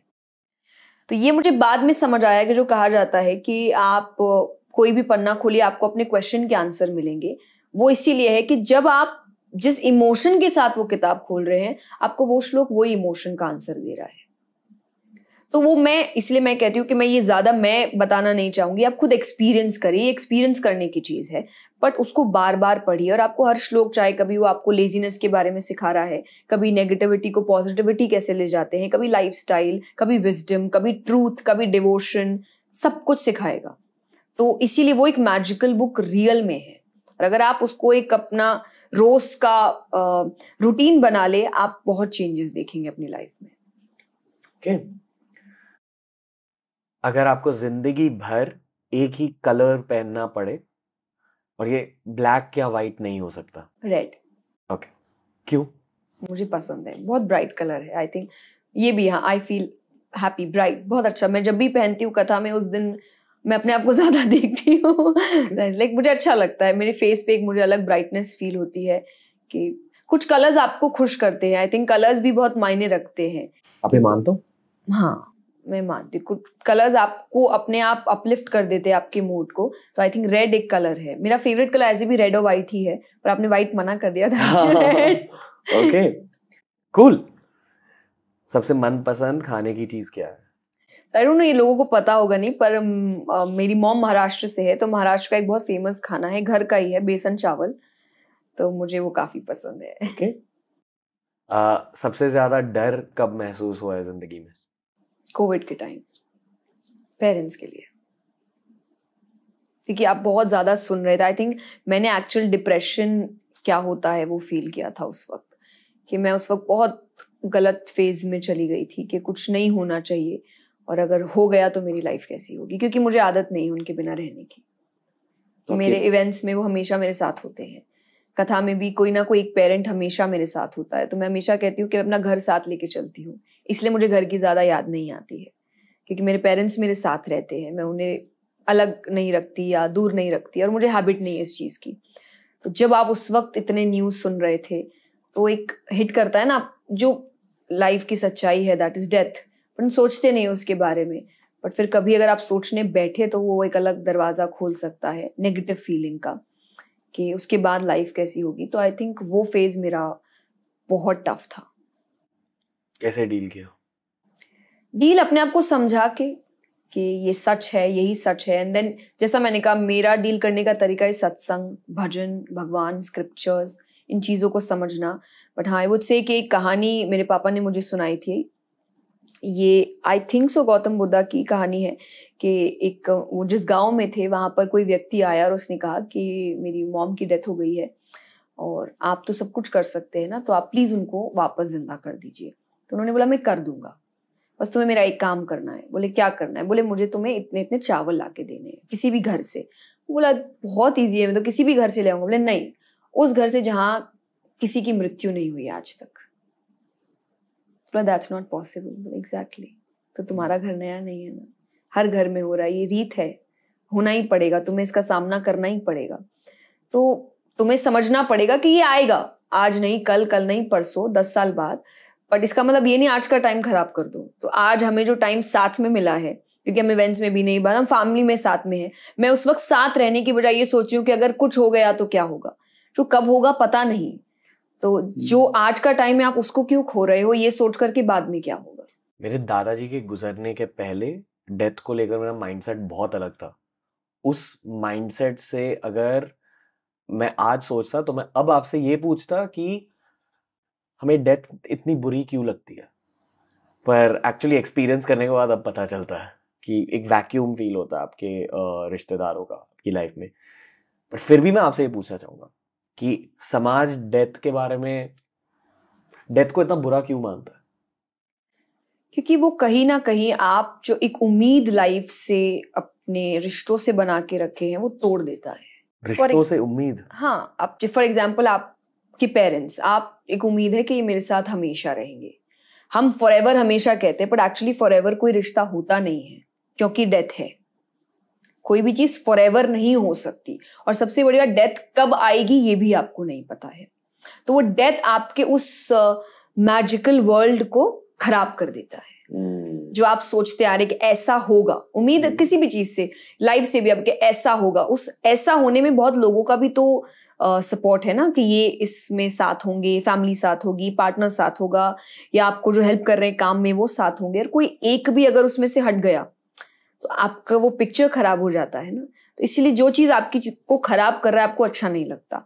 दूसरा इज, आप जो एक इमोशन जोड़ के रखे हैं सबसे, वो इमोशन इतना हाई लेवल का है कि आप उनके बाद टूट जाते हैं। तो शायद वो बार बार आना या किसी ना सिचुएशन में आना भगवान का एक तरीका आपको बताने के लिए कि जो हो अकेले ही हो। Attachment, detachment. हाँ, कि रहना है बट फिर भी जानना, जो मैंने कहा बैक ऑफ द माइंड आपको जानना है, अकेले ही आए थे अकेले ही जाओगे, इसलिए सिचुएशंस को अकेले ही हैंडल करना पड़ेगा। Okay, wow. तो ये पूरा पॉडकास्ट अटैचमेंट और डिटैचमेंट के बारे में बन रहा है। हाँ जी। ऑलराइट, आपके अनुसार जया किशोरी को लेकर लोगों के मन में 3 गलत फहमियां क्या है? Misconceptions about you. कि मैं एक साधु या संत हूँ जिसने वैराग्य पर आप हो। बट नहीं। सी, आप मेंटली अगर इस बात को बोलते हैं तो मे बी आप एक फिर भी मैं नहीं मानती इस चीज को, क्योंकि मुझे ऐसा लगता है कि नहीं, बहुत बड़ी पदवी है और मैं अभी उस जगह के लिए तो बिल्कुल भी लायक नहीं हूँ, क्योंकि मैं अभी भी बहुत सीख रही हूँ। जस्ट बिकॉज मैंने बहुत यंग एज से शुरू किया था, तो मे बी कई बार होता है ना कि आप अपनी ही चीजों से बहुत कंफ्यूज होते हैं, तो आप अपने ट्रैप से पहले बाहर निकल रहे हैं कि हाँ, पहले जो सीखा अब नई चीजें सीख रहे हैं, और अब आपको समझ रहा है पहली कुछ चीजें सही नहीं थी तो अब उससे बाहर निकल रहे हैं। तो I think I would say कि मैं एक साधु या संत हूँ, और बाहर से तो बिल्कुल भी नहीं हूँ। तो जो एक मिसकंसेप्शन है उनके हिसाब से, तो मुझे ऐसा लगता है, जो मैं बार बार कहती भी रहती हूँ कि मैं नहीं हूँ, मैंने वैराग्य नहीं लिया है, मैं शादी करूंगी, मेरी फैमिली होगी, सब कुछ होगा, और एक बहुत ही नॉर्मल, जैसे आपके हमारे घर में बच्चे होते हैं, मैं बिल्कुल वैसी हूँ। एक ये है। दूसरा हो सकता है, जो मैं आपने कहा कि बहुत बहुत नॉलेज है और एकदम एक सागर है, नहीं है ऐसा कुछ। और आप मुझ जैसे आप भी बन सकते हैं, और उसमें बस इतना है कि आपको आपके काम के प्रति थोड़ा सा डेडिकेटेड होना पड़ेगा, क्योंकि मैं डेडिकेटेड बहुत हूँ, और मैं सैक्रिफाइसेस मेरे लिए मायने नहीं रखते अगर मेरे काम में वो हेल्प कर रहा है मुझे, because I love my work. तब मैंने बहुत चीजें सैक्रिफाइस की अपनी लाइफ में, बहुत इंपॉर्टेंट चीजें जो वापस कभी नहीं आएगी। फॉर एग्जाम्पल, मेरा बचपन, मैंने वो सैक्रिफाइस किया है, क्योंकि मैंने यंग एज, तो मुझे पता वापस नहीं आएगा, पता इट्स ओके, क्योंकि जो मेरे पास है बहुत इंपॉर्टेंट है, वो लोगों को, कईयों को चाहिए। फॉर एग्जाम्पल, चाहे वो मेरा खुद का दिमाग है, मेरा बिहेवियर है, माइंडसेट है, कि हमें वो चाहिए, मुझे ऐसा लगता है वो उसी का बाय प्रोडक्ट है, क्योंकि मैंने उन चीजों को देखा है। तो कि आप नहीं बन सकते, या ये बहुत ही हैवी काम है और आप इसको ये बोल के छोड़ दो कि नहीं नहीं ये तो हमारे बस की बात नहीं, या समवन स्पेशल, ऐसा कुछ भी नहीं है। आप मेहनत करो तो आपको सब मिल जाता है। थर्ड, आई थिंक इतना ही। और एक थर्ड कुछ ऐसा अजीब, अगर नेगेटिव सा कुछ हो तो मैं नहीं हूँ वैसी, आई वुड से कि मैं बहुत ही पॉजिटिव हूँ, और मुझे पॉजिटिव रहना अच्छा लगता है। मुझे नेगेटिविटी या उन चीज़ों से दूर रहना काफ़ी पसंद है, इसलिए कई इंपॉर्टेंट चीज़ें मुझसे छूट जाती है। बट मुझे ऐसा लगता है कि नहीं, ठीक है, कुछ लोग होने चाहिए जिनके पास आके आप सिर्फ हंसे या आप मुस्कुराए, एंड मुझे वो इंसान बनना पसंद होगा कि जहाँ आके आपको सिर्फ खुशी महसूस हो और कुछ भी नहीं। ओके। एक इंसान में आप पहले फर्स्ट इंप्रेशन में कौन सी 3 चीजों को नोटिस करते हो? बात करने का तरीका, लाइक पर्सनालिटी वाइज कैसे बात कर रहे हैं। आंखें, क्योंकि कहा जाता है कि आप स्थिरता और चंचलता देखते हैं, कि अगर जो आंखें स्थिर होती है वो हो सकता है कि काफी ज्यादा स्पिरिचुअलिटी की ओर जाती है, और जो बहुत चंचल होती है वो उनका माइंड आई थिंक बहुत कंफ्यूज है या बहुत भाग दौड़ रहा है, तो वो शो करता है कि अभी थोड़ा सा स्पिरिचुअल प्रोग्रेस नहीं हुई है। तो आंखें, आई वुड से, बात करने का तरीका एंड वाइब, वो आपको आ जाती है। मतलब मैं कई लोगों से मिली हूँ और एक दो तो ऐसे जिनसे मैंने कभी बात भी नहीं की है, but you just don't feel good when you are around them. क्यों? आई थिंक वो एनर्जीज होती है कि उनका वो बाहर नहीं आया है, but I think may be कोई नेगेटिव एनर्जी है आसपास, या वाइब है गलत, या मैं ऐसा मानती हूँ कि जब आप ऑनेस्ट नहीं होते हैं तो जो रियलिटी में जो इंसान वाइब्स को समझता है वो फील कर जाता है। फॉर एग्जाम्पल बच्चे, आई वुड से, बच्चे वाइब समझते हैं। आप बच्चों को गोद में बैठाइए, अगर जिसको नहीं बैठना होगा वो नहीं बैठेगा आपके पास। वो पूरी बॉडी इधर उधर कर देगा पर वो आपके पास नहीं बैठेगा, और जिसको बैठना होगा वो चुपचाप आके आपकी गोद में, अननोन की गोद में भी जाके बैठ जाएगा। आई थिंक बच्चे वाइब बहुत समझते हैं, और इसलिए बच्चों को भगवान का रूप कहा जाता है कि वो आई डोंट नो पहचान जाते हैं सच्चे लोगों को। आई थिंक सच्चाई, आई वुड से, कि वो वाइब होती है। तो कई बार जो लोग सच्चे नहीं होते, बाहर से बातें मगर अंदर से वो इतने अच्छे नहीं है, या उनके थॉट्स अच्छे नहीं है, मुझे लगता है शायद मुझे वो वाइब समझ आ जाती है। ओके, आखिरी सवाल, जया किशोरी को सफलता क्यों मिली? 3 सेंटेंसेस में बताइए। पहला, क्योंकि वो सब जैसी है। दूसरा, उसने बहुत मेहनत की है। और तीसरा, उसने भगवान का साथ नहीं छोड़ा है। भगवान का साथ नहीं छोड़ा? कोई भगवान का साथ क्यों छोड़ेगा? जब आप अपना सक्सेस पूरी तरीके से अपने ऊपर लेते हैं कि मैंने किया है, तब आप ईगो, आप घमंड में भी, अहंकार, इन चीजों की ओर बढ़ते हैं। जैसे जैसे आप नेगेटिव फीलिंग की ओर बढ़ते हैं, आप भगवान से दूर जाते हैं। तो मैं हमेशा कहती हूं कि मैंने एक्चुअली मेहनत की है, बट ये सब सिर्फ मेरी मेहनत नहीं है। ये उसने क्योंकि मुझे इस लायक समझा तो मुझे ये अपॉर्चुनिटीज दी है। मैंने मेहनत बहुत की है, मैं ये नहीं कहती मैंने कुछ भी नहीं किया, मैंने बहुत की है। पर बहुत लोग मेहनत करते हैं, और मुझसे भी अच्छे लोग बैठे हैं, मुझसे भी ज्यादा ज्ञानी बैठे हैं, पर आपने मुझे बुलाया है शायद क्योंकि आपकी नजर मुझ पे पड़ी है, क्योंकि वो चाहते थे नजर पड़े। तो मैं ये चीज मत, तो भगवान का साथ मेरे लिए ये है। इसीलिए मुझे ऐसा लगता है कि मैंने लाइफ में कभी शायद लोगों को इल ट्रीट नहीं किया, गुस्से की वजह से, अहंकार की वजह से, प्राइड की वजह से, ईगो की वजह से, ये सोच के कि मैं अब एक पोजीशन पे हूँ। क्योंकि मुझे ऐसा लगता है कि मेरी वजह से है ही नहीं ये पोजीशन, उसकी वजह से, और उसने दिया है तो लेना भी तो जानता है। अगर उसे लगेगा कि ये एम्प्लॉय मेरा अच्छे से काम नहीं कर रहा है तो वो तो जॉब वापस ले लेगा ना मुझसे। आई थिंक इस वजह से भी मुझे लगता है वो एक सिंप्लिसिटी जिंदा रही है जो रहनी चाहिए। आपको नाम लेने की जरूरत नहीं है, पर क्या आप कुछ ऐसे लोगों से मिले हो जो स्पिरिचुअल है पर अपने टेस्ट्स को फेल कर रहे हैं, जहाँ भगवान उनसे चीजें छीन रहा है? यस। तो उन टेस्ट के बारे में बताइए। ये सबसे पहला घमंड, स्पिरिचुअल घमंड भी एक चीज होती है। हाँ जी, और ये एक बहुत अच्छा कोट मैंने पढ़ा था कि जब लोग, किसी ने पूछा है किसी संत से कि मैं स्पिरिचुअल हूँ और मेरे जो दोस्त है वो स्पिरिचुअल नहीं है, तो क्या मैं उनसे सुपीरियर हूँ? तो उन्होंने कहा था ये फीलिंग आते ही तुम स्पिरिचुअल नहीं हो। जब तुम्हें लग रहा है कि तुम सुपीरियर हो तो तुम स्पिरिचुअल नहीं। Spiritual ego. एग्जैक्टली। ओके, और ये आपने नोटिस किया? हाँ जी। और ये किसी में भी हो सकता है, बिल्कुल, किसी भी पॉइंट पे। आई फील कि अगर आप 60 साल 70 साल के भी हो, पूरी लाइफ स्पिरिचुअली गुजारी है, फिर भी हो सकता है। फिर भी हो सकता है। ओके, यूथ के लिए एक बहुत जरूरी लेसन है ये ऑनेस्टली मेरे साथ भी हुआ था, प्रॉब्ली एट एज 26 27। ये सोचने लगा कि मैं लोगों से बेहतर हूँ क्योंकि मैं स्पिरिचुअल हूँ, पर भगवान ने लेसन सिखा दिए बहुत जल्दी। यही था आज ये presents keep it casual. Okay, अभी अच्छा था। हाँ, मैंने अच्छा किया। नहीं, बढ़िया राउंड था, पर कुछ सवाल है मेरे दिल में। हम पहले हम आपके ड्रीम्स के बारे में बात करेंगे। मेरे लिए मेरे ड्रीम्स बहुत महत्वपूर्ण रहे हैं बहुत टाइम से, बचपन से, और बहुत गाइडेंस मिली है मुझे सपनों की वजह से। आपको भी गाइडेंस मिली है अपने लाइफ में? मैं मीनिंग जानने की कोशिश करती हूँ सपनों की जब मुझे समझ नहीं आता, और तब मुझे ऐसा लगता है कि वो सपना मुझे कुछ सिखा रहा है और फिर मैं अपने आसपास देखने लगती हूँ कि मैं कहाँ गलत जा रही हूँ। एक्सपीरियंस शेयर कीजिए।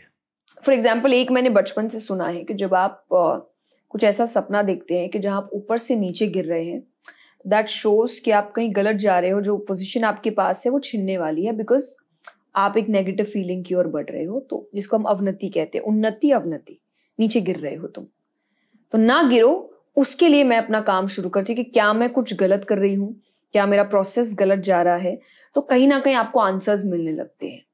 वो कुछ भी हो सकता है, आई थिंक वो पर्टिकुलर पीरियड मुझे याद नहीं, पर ये एक बहुत मुझे अच्छी चीज़ है। एक बार मुझे बहुत सुंदर सपना देखा था, और मुझे जल्दी से भगवान सपनों में नहीं दिखते हैं, और मुझे बहुत अजीब लगता है कि मुझे क्यों नहीं दिखते हैं, बट मैंने एक बार मतलब मैंने शिव जी को सपने में देखा था, और तब मैं किसी एक काम के लिए आई वुड से मैं शिव जी की ही मालाएं कर रही थी, पर मुझे कंफ्यूजन था कि वो होना चाहिए कि नहीं होना चाहिए, होना चाहिए कि नहीं होना चाहिए। एंड अचानक से मुझे वो सपने में दिखे, and I was very happy कि मैं वो सपने में बैठ के उनकी पूजा कर रही हूँ। तो तब मुझे ऐसा लगा कि वो उस वक्त शायद बता रहे कि सही जा रहा है, ये जरूरी है, कीप डूइंग दैट वर्क। तो मुझे ऐसा लगता है मेरे सपने कई बार मेरे कंफ्यूजन्स को दूर करते हैं, या जो आपने गाइडेंस कहा कि मैं कभी गलत जा रही हूँ, तो वो आपको गाइड कर देते हैं कि नहीं, ये गलत रास्ता है, इस रास्ते तुमको जाना है। क्या देखा आपको सपने में? मुझे एक प्योरली सब पूरी वाइट प्लेस है, अब आई डोंट नो स्नो है क्या है, बट एकदम वाइट है, बीच में you have Shankar ji and I am just sitting in front of him and doing puja. So मुझे, और उस वक्त जैसे मैंने कहा कि मैं किसी काम के लिए माला कर ही रही थी, और शिव जी की ही कर रही थी, पर मुझे वो काम कंफ्यूजन लग रहा था कि वो मुझे करना चाहिए, नहीं करना चाहिए, या कंटिन्यू करूं कि नहीं करूं। एंड देन फिर वो आया, एंड देन मैंने कंटिन्यू किया, देन सब सही हो गया। और कोई ऐसा सपना देखा? नहीं, ऐसे सी बहुत दिखते हैं, और मैं आई कीप सर्चिंग, तो मेरे आई थिंक सर्च हिस्ट्री में यही रहता है कि इस सपने का क्या मतलब होता है, उस सपने का क्या मतलब होता है। तो आपको कुछ भी दिखे तो मतलब मैं चाहती हूँ मैं सर्च करूँ, मुझे ऐसा लगता है सपने ऐसे ही नहीं दिखते, ये एक तरीका है भगवान का आपसे बात करने का। हाँ, पता है बचपन में जब बच्चे सपने देखते, बच्चों को ड्रीम्स दिखती, फिर वो कभी कभी उन ड्रीम्स को अपने पेरेंट्स के साथ शेयर करता, और पेरेंट्स रिलेटिव्स उसे ब्रश ऑफ कर देते कि हाँ तो कुछ भी देख। फिर एज यू ग्रो अप आपका वो फेथ हट जाता है अपने सपनों से। पर ये मैसेज बहुत ज़रूरी है, या तो आपको अपने सपनों में अपने खुद के दिमाग की एक झलक मिल रही है, या भगवान के दिमाग की एक झलक मिल रही है। It's one of the two. हर सपना सच नहीं होता, पर कुछ सपने बहुत ज़्यादा सच होते हैं। पर हर सपना एक लेसन लाता है। मैं जैसे आपने कहा कि आपको अपने थॉट्स, तो आपको पता चल, फॉर एग्जाम्पल मुझे बीच में बहुत ज्यादा भूतों के सपने दिखने लगे थे, एंड देन मुझे ऐसा लग रहा था कि ऐसा क्यों हो रहा है। फिर जब आप उसको समझने की कोशिश करते हैं, आपको लगता है आप बहुत इन्हीं चीजों के बारे में जान रहे हो, देख रहे हो, चाहे हॉरर मूवीज है, चाहे आप लोगों से बात कर रहे हो। तब मैंने रियलाइज किया मैं एक्चुअली उस पीरियड में बहुत ज्यादा इन पर बात करती थी, चाहे स्टोरीज, हम बच्चे थे उस वक्त, तो बच्चे हैं, स्टोरी सुन रहे हैं, कभी आप अपने मामा से स्टोरी सुन रहे हो, कभी कोई स्टोरी सुना रहा है, तो बैक टू बैक आप वही कर रहे हो, तो आपको वो दिखने लगता है। तब आपको समझ में आता है कि आपके दिमाग में यही चल रहा है। कोई भूतिया एक्सपीरियंस हुआ है लाइफ में?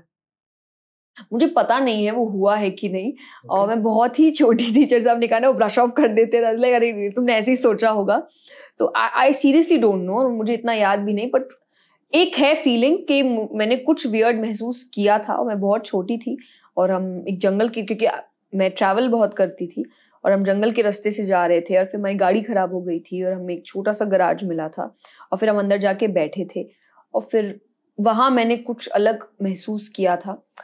तो मैं ज्यादा बात नहीं करती, पर और मुझे ये भी अच्छे से याद नहीं है, तो मुझे ऐसा लगता है हो भी सकता है कि वो मेरी इमेजिनेशन हो, क्योंकि आप बच्चे होते हैं, आप इमेजिन बहुत कुछ करते हो, और हो भी सकता है कि मैंने एक्सपीरियंस किया हो। आप बताना नहीं चाहेंगे?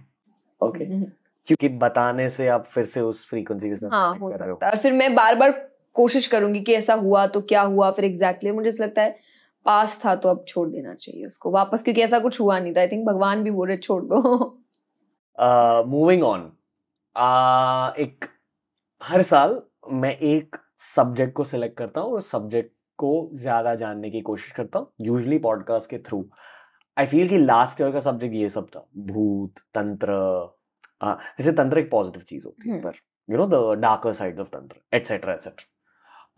इस साल सिर्फ नॉलेज के लिए, मैं उस नॉलेज को शायद अप्लाई भी नहीं करूंगा, सोचूंगा भी नहीं, पर सिर्फ नॉलेज अक्यूमुलेशन के लिए मुझे एस्ट्रोलॉजी, न्यूमरोलॉजी, इन चीजों के बारे में बस सीखना है कि क्या है इन चीजों में। सेम। आप कुछ जानते हो? नहीं, मुझे सीखना है, थोड़ा जानना है मुझे एस्ट्रोलॉजी के बारे में। आप क्यों जानना चाहते हो? क्योंकि मैं थोड़ा ज्यादा मानती नहीं हूँ इस चीज में। मुझे ऐसा लगता है मेहनत ही सब कुछ होती है, बट मेरी फैमिली में है एस्ट्रोलॉजर्स, मेरे मामा हैं, मेरे नानू हैं, तो मुझे ऐसा लगता है कि जब मैं उनकी बातें सुनती हूँ या जब वो कुंडलियाँ देखते हैं और जब वो चीज़ों को समझाते हैं, और जैसे मैंने लास्ट पॉडकास्ट में भी कहा था कि उन्होंने मुझे कहा है कि आने वाले पीरियड में, मतलब मुझे ऐसा लगता है कि मैं अभी तक बहुत स्पिरिचुअल हूँ, but I have zero idea कि आने वाले में मैं कितना होने वाली हूँ। मतलब अभी से 1 या 2% है मेरी लाइफ का स्पिरिचुअलिटी का। ये आपके कुंडली के अकॉर्डिंग? हाँ, मेरे कुंडली के अकॉर्डिंग है। Okay. तो तब मुझे ऐसा लगता है कि फिर मतलब ये कैसे पता चलता है आपको, और क्या फिर इसमें सॉल्यूशंस भी दिए होते हैं कि आप कैसे बढ़ सकते हो, क्योंकि मुझे होना है, मुझे और आगे बढ़ना है, मुझे और कनेक्शन चाहिए जो जो डिवाइन पावर है उसके साथ। तो मुझे ये एक आई थिंक बात ने मुझे थोड़ा सा इंक्लाइन किया था एस्ट्रोलॉजी की तरफ। तो मुझे सीखना है, जानना है कि कैसे होता है, कैसे चांद, सूर्य ये आपकी लाइफ में कैसे इफेक्ट करते हैं।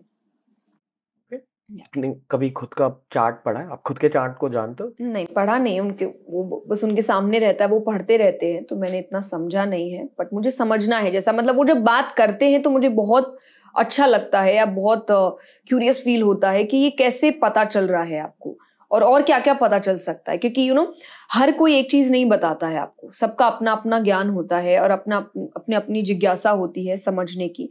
तो वो बहुत प्रैक्टिकली भी कई लोग आपको समझाने की कोशिश करते हैं कि ऐसा क्यों होता है, या नॉर्मल लाइफ में आप कैसे इस चीज को अप्लाई कर सकते हैं।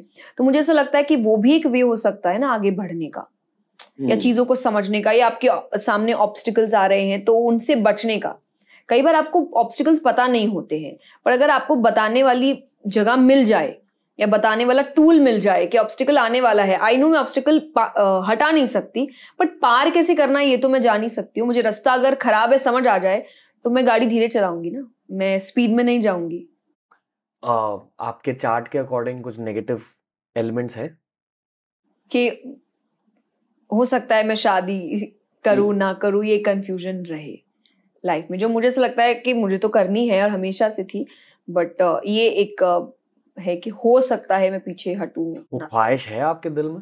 हाँ, आप नॉर्मल लाइफ तो आप सभी चाहते हैं आपकी अपनी फैमिली एंड सब कुछ हो हमेशा से। फैमिली के लिए, या फैमिली के लिए, कंपेनियनशिप के लिए, पार्टनर के लिए, यू ऑलवेज नीड समवन एक ना एक टाइम पे। सो आपको कभी लोनलीनेस महसूस होता है? नहीं, बिल्कुल नहीं। मैं खुश रहती हूँ, मैं अकेली रहती हूँ। तो अगर लोनलीनेस नहीं महसूस हो रहा है तो आपको कंपेनियनशिप क्यों चाहिए? खुश ज्यादा रहने के लिए। आप जैसे मैं खुश रहती हूँ जब मैं अकेली हूँ, पर वो खुशी बांटे आप किसी के साथ, वो ज्यादा अच्छी होती है ना, like you are making someone else happy. Okay. और maybe back of the mind, क्योंकि आपकी एक फैमिली है तो आपको वो अकेलापन लगता नहीं है। You need your space right now. लेकिन जब आपको पता आपके आसपास कोई है ही नहीं, मतलब आप अकेले ही हैं, मतलब आप अकेला टाइम नहीं मांगेंगे क्योंकि आप अकेले ही, सारा ही टाइम आपका अकेले है, मे बी उस वक्त वो हिट करता है आपको। तो उसके लिए लोग एक फैमिली के बाद दूसरी फैमिली स्टार्ट करते हैं, कि जो पहली फैमिली है वो एक टाइम बाद चली जाएगी आपकी, और तब आप दूसरी फैमिली की तैयारी में। ये भी एक रीजन हो सकता है कि इंसान दूसरी फैमिली बनाता है ताकि वो अकेला कभी रहे ही ना। और इसीलिए फैमिली जब होती है तब वो स्पेस मांगता है। क्या आप ये मानते हो कि हर इंसान के दिल में उसे पता रहता है कि हाँ मुझे शादी करनी है या मुझे बच्चे चाहिए, या शायद इस जन्म में मुझे बच्चे या फैमिली नहीं चाहिए, ये पहले से ये प्री डिसाइडेड होता है? ये कहते तो है ही कि शादी प्री डिसाइडेड होती है। आप ये मानते हो? मैं ये मानती हूँ कि इंसान आपको किसी रीजन से मिलता है, तो वैसे ही आपका पार्टनर भी आपको मिलता है। अब वो चाहे लव मैरिज हो कि अरेंज मैरिज हो, आई डोंट नो, बट आपको रीजन से मिलते हैं। और कौन शादी के रीजन से मिला है, कौन आपको एक लेसन के रीजन से मिला है, ये प्री डिसाइडेड होते हैं। ओके। अब आखिरी सेगमेंट पे मैंने सिर्फ ये सेगमेंट प्री प्लान करी थी इस पॉडकास्ट के पहले, क्योंकि शायद मेरे खुद के जर्नी में मैं यहाँ तक पहुँच चुका हूँ, इस फेज तक पहुँच चुका है, आई एम श्योर आप भी इस फेज तक पहुँच चुके हो। चांटिंग यानी कि मंत्र जाप। आपने पिछले पॉडकास्ट में कहा कि आप हर रात मंत्र जाप करते हो, एम आई राइट? यस। कौन से मंत्र करते हो, क्यों? और ये भी पूछना चाहूंगा कि अगर आप एक मंत्र बहुत टाइम के लिए करते हो, आप उस मंत्र को और ज्यादा गहराई से जानने लगते हो। जैसे कि मैं जिंदगी भर गायत्री मंत्र कर रहा हूँ बचपन से, बट अब मैंने एक किताब पढ़ी, ओम स्वामी की एक किताब है गायत्री मंत्र के बारे में, पूरी किताब है एक मंत्र के बारे में, बहुत कुछ जाना उस किताब से। पर उस किताब को पढ़ने के बाद मैंने दूसरे मंत्रों के बारे में भी जाना कि मंत्र में किस तरह का पावर होता है, और ये हर रिलीजन में होता है। जैनिज्म, बुद्धिज्म, सिखिज्म, क्रिश्चियनिटी, इस्लाम, हर रिलीजन में मंत्र होते हैं। शब्दों में एक पावर होता है, एंशिएंट लैंग्वेजेस, भाषाओं में, प्राचीन भाषाओं में पावर होता है। और ये सब कॉन्टेक्स्ट देने के बाद अब मैं आपको आपके मंत्र जाप के बारे में पूछना चाहूंगा। कितने मंत्र करते हो? अलग अलग मंत्र करते हो, आई एम अज्यूमिंग। हाँ, अलग अलग सो कुछ है जो आप अपने काम के लिए करते हैं कि आप इन चीजों के लिए, कि ये इसके लिए, वो उसके लिए अलग। बट एक मंत्र है जिसका मैं काफी जाप करती हूँ, जो मेरा मेन मंत्र है, दैट इज ओम नमः शिवाय। ओके। हाँ, फर्स्ट थिंग कि मेडिटेशन, जो हमने लास्ट में बात की थी, मेडिटेशन के जो सब कुछ है वो है शिव जी, जो हर वक्त समाधि में बैठते हैं। तो अगर आप समाधि के लिए, आई मीन मेडिटेशन के लिए कुछ कर रहे हैं, तो आप जो गुरु है उनसे ही आपको करना चाहिए। आई थिंक, मुझे ऐसा लगता है, तो मैंने उन्हीं से शुरुआत करी थी। और जैसा आपने कहा, तो उसको शास्त्रों के अनुसार कहते हैं मंत्रों की सिद्धि। कि आपको एक मंत्र लीजिए और उसको आपको कंटिन्यू उसका ही जाप करना है, और उस मंत्र की आप सिद्धि प्राप्त करते हैं कि अब उस मंत्र से ही आप सब कुछ करेंगे। अब मुझे कुछ भी चाहिए तो मुझे वही मंत्र का जाप करना है। मुझे इमोशंस भी ठीक करने हैं, अगर मैं सैड हूँ, जो भी हूँ, मैं उसी मंत्र का जाप करूंगी। यानी उस मंत्र से अब मुझे जो चाहिए वो उसी से मिलेगा। तो वो आप इतना करते हैं कि आपको सिद्धि प्राप्त हो जाती है। वो मैं एग्जैक्टली ये नहीं कह सकती कि इतने बार करने से आपको हो जाएगी, क्योंकि हो सकता है आप लाखों बार कर ले, लेकिन बिना मन से कर रहे हैं तो कुछ भी नहीं होगा। और मन से शायद 2 बार करने से भी इंसान को सिद्धि प्राप्त हो जाए। तो वो मंत्रों से आपको मंत्र सिद्ध हो जाते हैं आपके, वो एक ही होना चाहिए, माना गया है। तो मैं ये मानती हूँ कि वो इतना जाप अच्छे से हो कि मैं उस मंत्र को सिद्ध कर दूं। आप मेडिटेशन करते हो ओम नमः शिवाय पे? जी। कितनी देर के लिए? जैसा मैंने कहा, 15-20 मिनट्स मिनिमम है, उससे ज्यादा अगर बढ़ जाए तो। बट ये एक रूटीन है कि इतना तो होना ही चाहिए। हर रात? हर रात। ओके।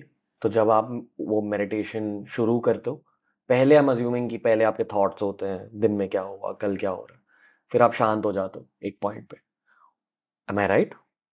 नहीं, मैं जब शुरू करती हूँ, आई थिंक आप क्योंकि मंत्रों से शुरू करते हैं तो आपके थॉट उस वक्त दिमाग में नहीं रहते हैं। जैसा मैंने कहा कि आप स्टार्ट करते हो जाप से, तो जब आप कुछ जाप कर रहे हो तो आपका ध्यान जाप पे ही रहता है। क्या सोचते हो? कुछ भी नहीं, आपको सोचना कुछ है ही नहीं। पर आपको दिखाई क्या देता है अपने दिमाग में? आप आंख बंद रखते हैं और आप, हाँ, मैं ये कहूंगी आप कोशिश करते, तो मैं ओम का पिक्चर लाने की कोशिश करती हूँ अपने आंखों के सामने, या फिर आप शिव जी का पिक्चर लाने की कोशिश करते हैं। That's it. ओके। और कभी ओम नमः शिवाय की वजह से कुछ बहुत गहरा एक्सपीरियंस हुआ? मैंने मेडिटेशन में कोई भी एक्सपीरियंसेस आज तक नहीं किए हैं, बट आई वुड से कि मैंने उसके बाद मेरी लाइफ में जो भी होता है, मुझे ऐसा लगता है वो उसी का नतीजा है। जैसे कि मैं अपने जाप से अपने इमोशंस कंट्रोल कर सकती हूँ। अगर मैं बहुत हाइपर हो रही हूँ तो आई कीप चैंटिंग, वो शांत हो जाता है। मुझे टर्बुलेंस से बहुत डर लगता है फ्लाइट में। हाँ, मैं ट्रैवल बहुत करती हूँ और मेरे लिए एक रोजाना की चीज है। तो अगर हल्का भी टर्बुलेंस होता है, मेरी माला शुरू हो जाती है, वो मुझे शांत करती है। तो मुझे ऐसा लगता है कि ये की है, कोई भी चीज, मतलब जो भी चीज मेरे बैलेंस को खराब कर रही है, वो मंत्र मुझे वापस बैलेंस में लेकर आता है। ओम नमः शिवाय का मतलब क्या है? मेरे लिए तो भगवान का नाम है। आप अपने अपने मतलब, पर मेरे लिए वो शिव, जब आप, जैसे मैंने कहा, मैं स्पिरिचुअल होने के साथ साथ मैं काफी रिलीजियस हूँ, तो मेरे लिए डिवोशन ज्यादा आता है। मीनिंग हर बार जरूरी नहीं कि मुझे ढूंढना है। मुझे पता है वो शिव जी का नाम है, और मुझे पता है कि जो कहते हैं कलयुग केवल नाम आधारा, सुमिर सुमिर नर उतरहि पारा, कि कलयुग केवल नाम पर ही बेस्ड है। भगवान का नाम लेने से भी आपका कल्याण हो सकता है, आप मीनिंग नहीं भी जानो तो चलेगा। ओके। नेक्स्ट मंत्र? नेक्स्ट आई वुड से सिर्फ ओम, कि आप जो वो एक और मेडिटेशन का रूप है, हमने लास्ट टाइम इसके ऊपर बात भी की थी, और उसका प्रोनाउंसिएशन है, तो वो आप हो सकता है 3 बार, 9 बार, 11 बार जैसे, तो 3 इज मिनिमम, और उसके बाद जितना ज्यादा आप कर सके वो भी है। मेरे लिए 3 या 11 होता है, उसके बीच होता है, टाइम पे डिपेंड करता है कई बार। जोर से बोलता हूँ। हाँ, वो जाप, प्रॉपर जाप, ओम नमः शिवाय फिर भी मैं मन में कर लूं, पर वो लाइक प्रॉपर जाप होता है, क्योंकि जैसा मैंने कहा कि आप प्रोनाउंस करते हो उसको, और अच्छे वॉल्यूम में बोलते हैं, तो वो एक तरीके से एक आलाप भी है कि आ ओ तो वो बॉडी में वो फील होना चाहिए, वो साउंड आना चाहिए। और ये भी माना जाता है कि जो आप वाटर थेरेपी कहते हैं मेडिटेशन में, कि जब आप ये जाप करते हैं तो आप एक ग्लास में पानी रखें और वो जाप करने के बाद आप उसको पी ले, तो जो उस साउंड की, मंत्र की वाइब्रेशन है वो पानी में आई है, देन यू टेक दैट। वो वाइब्रेशन आप बाहर नहीं घूमने देते, आप कहते हैं वो वाइब्रेशन मुझे चाहिए, कि जाप तो मैंने किया पर उसका जो फल है या एनर्जी है वो भी मुझे चाहिए। तो वो एक है। एंड देन उसके बाद आई हैव कृष्णा का जाप, वो एक हैप्पी जाप होता है। उसमें आई वुडंट से कि मैं बहुत सीरियस होके कि आप अच्छे से कृष्ण का नाम ले रहे हैं और दुर्गा जी का नाम ले रहे हैं। अब कैसे लेते हो? एक मंत्र होता है कि आप सिर्फ हाँ, ओम नमो भगवते वासुदेवाय नमः, तो आप उनका जाप कर रहे हैं। ये आप दिमाग में कह रहे हो? ये मैं दिमाग में भी कह सकते हैं, आप हल्का धीरे धीरे भी कह सकते हैं, बट बहुत जोर से नहीं, आपके अंदर वो फील होना चाहिए आपको। ओके।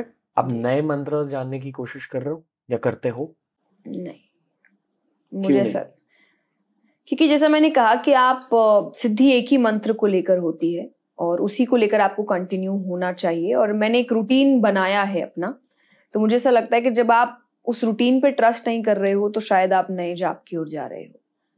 मुझे अच्छा लगता है जानना कि आप मुझे कुछ बताएंगे कि ये जाप अच्छा होता है ना, मुझसे हाँ वेरी नाइस, और अगर वो चलते फिरते आई कैन डू दैट कि मुझे ये जाप अच्छा लगा, बट वो मेरे मेडिटेशन का एक प्रोसेस बनेगा, आई डोंट थिंक सो। अभी आई वुड से कि मुझे ऐसा लगता है, मैं इस पर ट्रस्ट है मुझे कि आज जो भी चेंज मुझे चाहिए अपनी जिंदगी में, यूनिवर्स में जो भी ये लेकर आएगा। और जैसा कहते हैं ना कि आप जब किसी चीज पे ट्रस्ट करते हो तो फिर आप दूसरी ओर बढ़ते नहीं हो, और अगर आप बढ़ रहे हो इसका मतलब इस पर ट्रस्ट नहीं कर रहे हो, और डिवोशन ट्रस्ट के बिना नहीं चलता। तो मंत्र तभी चलेंगे जब आपको उस मंत्रों पर ट्रस्ट होगा। बिना ट्रस्ट के आई डोंट थिंक वो सिद्धि आपको मिल सकती है। हाल ही में मैंने एक भजन की डिस्कवरी करी जिसका बहुत ज़्यादा इम्पैक्ट रहा है, स्पेशली इस फेज में। इस पूरे पॉडकास्ट में मैं बहुत रो रहा था कि लाइफ में ये हो रहा है वो हो रहा है, पर इस भजन से मुझे बहुत पावर मिल रहा। यूट्यूब से डिस्कवर किया मैंने। एक यूट्यूबर है ज़ील, आई थिंक उनका हैंडल साइबर ज़ील है, और ये भजन का नाम है बजरंग बाण।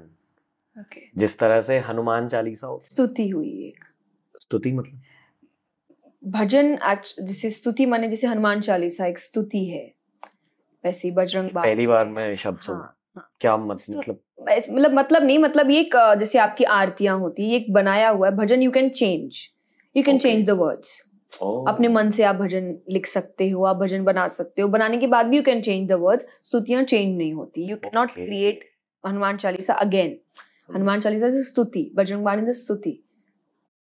ओके एनीवे तो जिस तरह से हनुमान चालीसा एक बहुत शुद्ध स्तुति है जहां आप बेसिकली सेलिब्रेट कर रहे हो हनुमान जी को, बजरंग बाण हनुमान जी के लिए एक चैलेंज है कि अगर आप सच में राम भक्त हो तो आके मेरी मदद करो।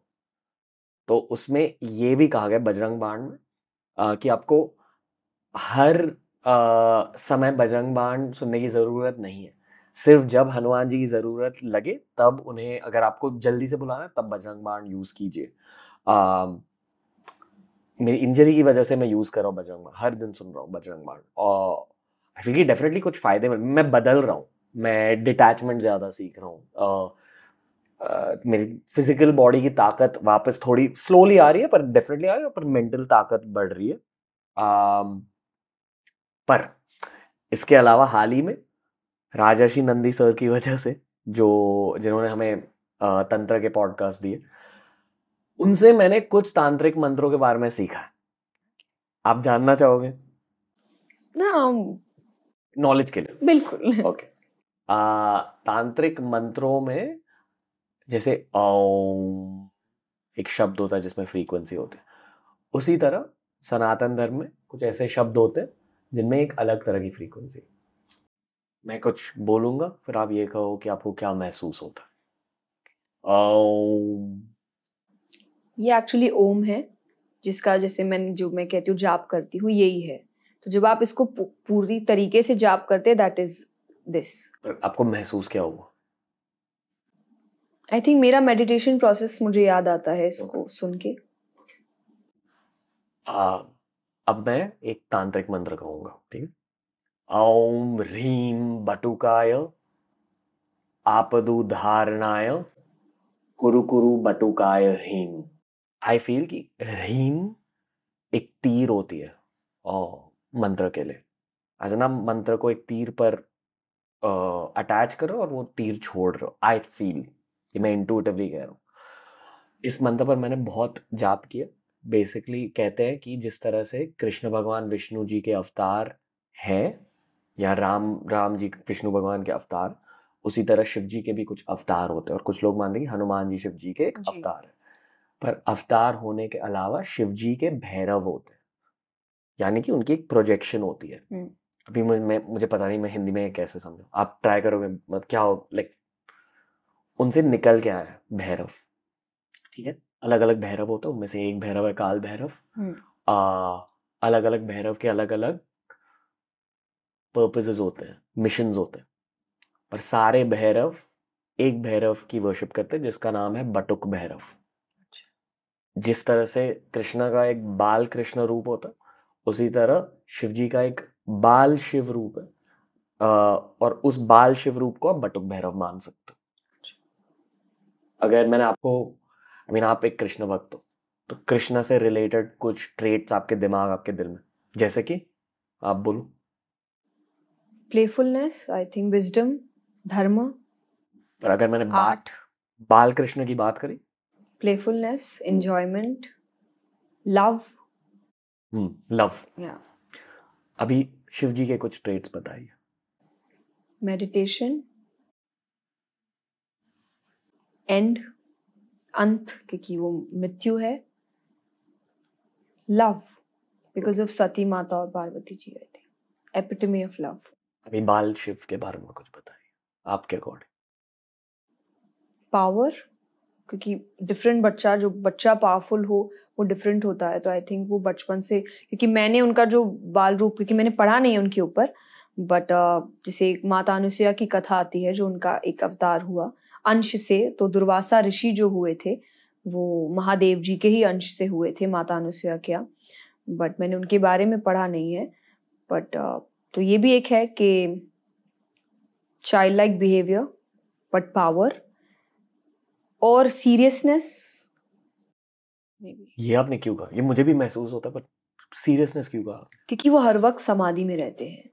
मतलब सबसे ज्यादा इमोशंस भी वो कई बार आपको दिखा, जैसे सबसे भोले भगवान माना गया है उनको, कि वो बहुत भोले हैं। भोले, वेरी सिंपल, कि हो सकता है इधर उधर भी चीजें हो जाए, जो मांग ले वो दे दिया, बाद में आपको पता चले कि नहीं देना चाहिए था, ये भी हो सकता है। जैसे भस्मासुर एक कथा है, आपको अगर बताओ। तो भस्मासुर की कथा क्या है कि उसने महादेव जी की तपस्या करी और महादेव जी से वरदान मांगा कि मैं जिसके सर पे हाथ रखूं वो भस्म हो जाए। And because he is so भोले कि वो आप जो मांगो आपको दे देते हैं, उन्होंने दे दिया। अब वो वहां खड़े होके थोड़ा वेट करने लगे, देन उन्होंने बोले क्या हुआ? तो बोले मुझे ट्राई करना है ये। तो बोले ट्राई कैसे करना है? बोले पहला हाथ ही आपके ऊपर रखना है। तो देन वो विष्णु भगवान के पास जाते हैं, शंकर जी। एंड देन विष्णु भगवान मोहिनी अवतार लेते हैं, दैट इज ब्यूटी।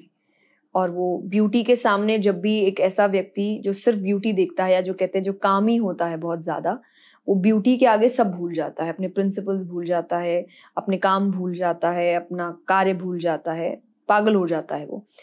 तो वो भूल गए and then she started dancing the Mohini Avatar. And then वो जब पास आने लगा भस्मासुर, तो भगवान ने उनसे कहा कि नहीं, अगर मेरे पास आना है तो मुझे कॉपी करना पड़ेगा। And she started dancing. तो वो भी डांस करने लगे। एंड देन एंड में विष्णु भगवान ने अपना ही हाथ सर पे रखा और उसने अपना हाथ अपने सर पे रख लिया, तो भस्मासुर वहीं पर भस्म हो गया। तो एक आ गया, वो इतने भोले हैं कि कई बार वो बिना सोचे समझे भी आपको हाँ कर देते हैं कि ठीक है, तुमने जो मांगा वो तुम्हें मिल गया। बट वो अपने इमोशंस जल्दी से बाहर नहीं, लव भी जल्दी से बाहर नहीं आता। आप उनका कोई भी रूप देखिए तो मोस्टली उनके आंख बंद है, या वो है भी तो स्ट्रेट फेस के साथ है। बहुत जल्दी से आपको बहुत प्लेफुल नहीं दिखते हैं, या बहुत स्माइल, कृष्ण जी के आप बहुत अवतार देखेंगे, डांसिंग अवतार, बट वो नहीं दिखते, बट फिर भी उनके लिए माना गया कि एपिटमी ऑफ लव है, प्यार के लिए इतना इंतजार किया, इतना कुछ किया, गुस्सा आता है तो तांडव करने लग जाते हैं, बट वो जल्दी से दिखता नहीं है, दिखता कभी ना कभी में एक बार है, बाकी वो एक ही पोस्चर में रहते हैं, दैट इज सीरियसनेस, या फिर आप कह सकते हैं बैलेंस। बैलेंस इज कि ना हंसी है ना दुख है, कुछ भी नहीं है, एक बैलेंस बना हुआ है, दैट इज शिव जी। पता नहीं अगर मैं ये सब्जेक्टिवली कह रहा हूँ मेरे दिल के अकॉर्डिंग या मेरे लाइफ के अकॉर्डिंग, पर मेरे लिए बाल शिव का मतलब पावर कंबाइंड विद ह्यूमिलिटी है। बहुत पावर देंगे पर आपको ह्यूमिलिटी भी देंगे जी। और ह्यूमिलिटी शायद आप पर फोर्स करवाएंगे लोगों को आपकी लाइफ से निकाल के, आपको मुश्किल स्थितियों में डाल के, तो और आपको टेस्ट कर करके, जितना ज़्यादा टेस्ट पास करोगे उतना ज़्यादा आपको पावर भी मिलेगा। ये वैसे मंत्र कहने की एक वजह नहीं होनी चाहिए। आई फील कि मंत्र सिर्फ और सिर्फ स्पिरिचुअलिटी और स्पिरिचुअल ग्रोथ के लिए होना चाहिए, भगवान से कनेक्ट होने के लिए। पर मंत्रों में अलग पावर होते हैं और आपकी लाइफ में चेंजेस आ सकते हैं इन चीज़ों की वजह से। अगर आपने तांत्रिक मंत्र और ज़्यादा पढ़े, रीम जैसे और बहुत सारे शब्द होते हैं, फट एक शब्द होता है, फट, मुझे पता भी नहीं इसका मतलब क्या है, पर जिस तरह से मैंने रीम को एक तीर से कंपेयर किया, उसी तरह मुझे ये लगता है कि फट मतलब एक एक्सप्लोसिव एनर्जी होती है शायद, आई डोंट नो। और यहाँ मेरी स्पिरिचुअल नॉलेज स्टॉप हो जाती है। This is where I have reached in my own journey. तो लाइफ में चेंजेस हो रहे हैं इन तांत्रिक मंत्रों की वजह से, लोग हट रहे हैं, सिचुएशंस हट रहे हैं, मुश्किलें भी हट रहे हैं, पर मैं क्यूरियस हूँ कि लाइफ के अगले फेज में क्या होने वाला है, और इन पॉडकास्ट की वजह से उस क्यूरियोसिटी को फुलफिल करता हूँ। कैसा रहा आज का एपिसोड? बहुत अच्छा रहा, बहुत। आई थिंक जो आपने स्टार्ट में मुझसे कहा था कि हम थोड़ा और डीप जाने वाले हैं, आई थिंक हम गए हैं।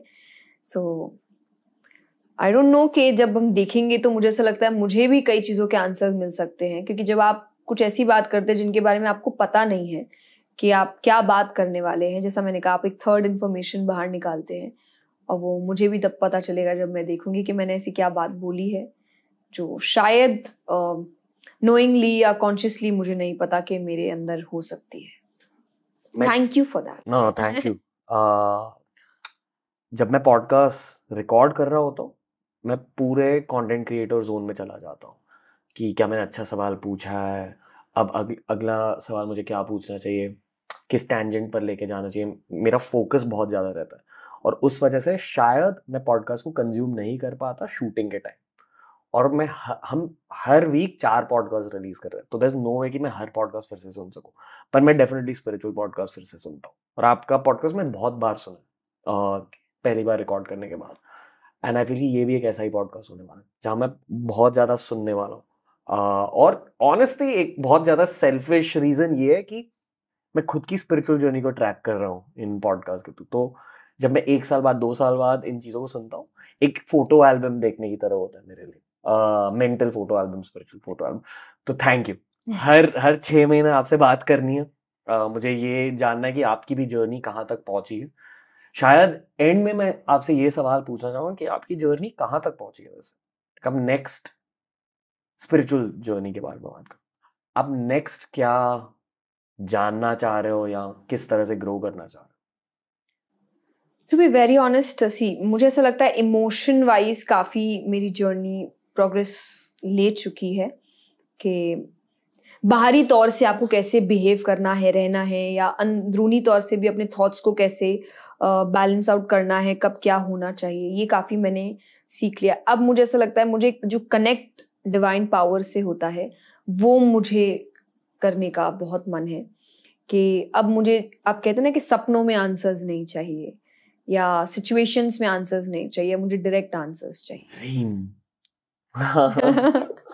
शायद तंत्र की वजह यही होती है। हाँ, हो सकता है। तो मुझे डायरेक्ट आंसर्स अब चाहिए, कि आप एक डायरेक्ट कनेक्शन आपका हो, कैसे हो आई डोंट नो, शायद सिर्फ महसूस करने में भी हो चलेगा, सिर्फ एक्सपीरियंस करने में भी हो चलेगा, या डायरेक्टली आमना सामना भी हो तो चलेगा। बट ये आई थिंक एक नेक्स्ट स्टेप हो सकता है मेरी स्पिरिचुअल जर्नी का।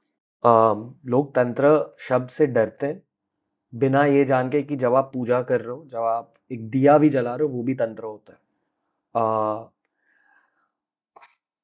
I hope I'm right in saying this and I hope I'm not crossing a line in saying this, but I feel कि दुनिया भर में, स्पेशली भारत में, तंत्र की फिर से राइज हो रही है और लोग फिर से अभी जान रहे हैं कि तंत्र का असली मतलब क्या होता है। और मैंने इस पॉडकास्ट के थ्रू जाना है कि तंत्र का मतलब ये है कि आपकी स्पिरिचुअल जर्नी बहुत झट से प्रोग्रेस होने लगती है। हर फेज में, ह्यूमन हिस्ट्री के हर फेज में कुछ मंत्र, कुछ डेटीज का पावर ज़्यादा बन जाता है और हमारे फेज में कृष्ण भगवान का पावर बहुत ज़्यादा है क्योंकि इतने सारे लोग कृष्ण भगवान को मान रहे हैं। पॉडकास्ट के थ्रू मैंने जाना है कि अगर महाभारत सच में हुई थी, और मैं ये मानता हूँ कि हाँ महाभारत सच में हुई थी, उसकी डेटिंग रफली 3000 BC जितनी है, मतलब 5000 साल पहले।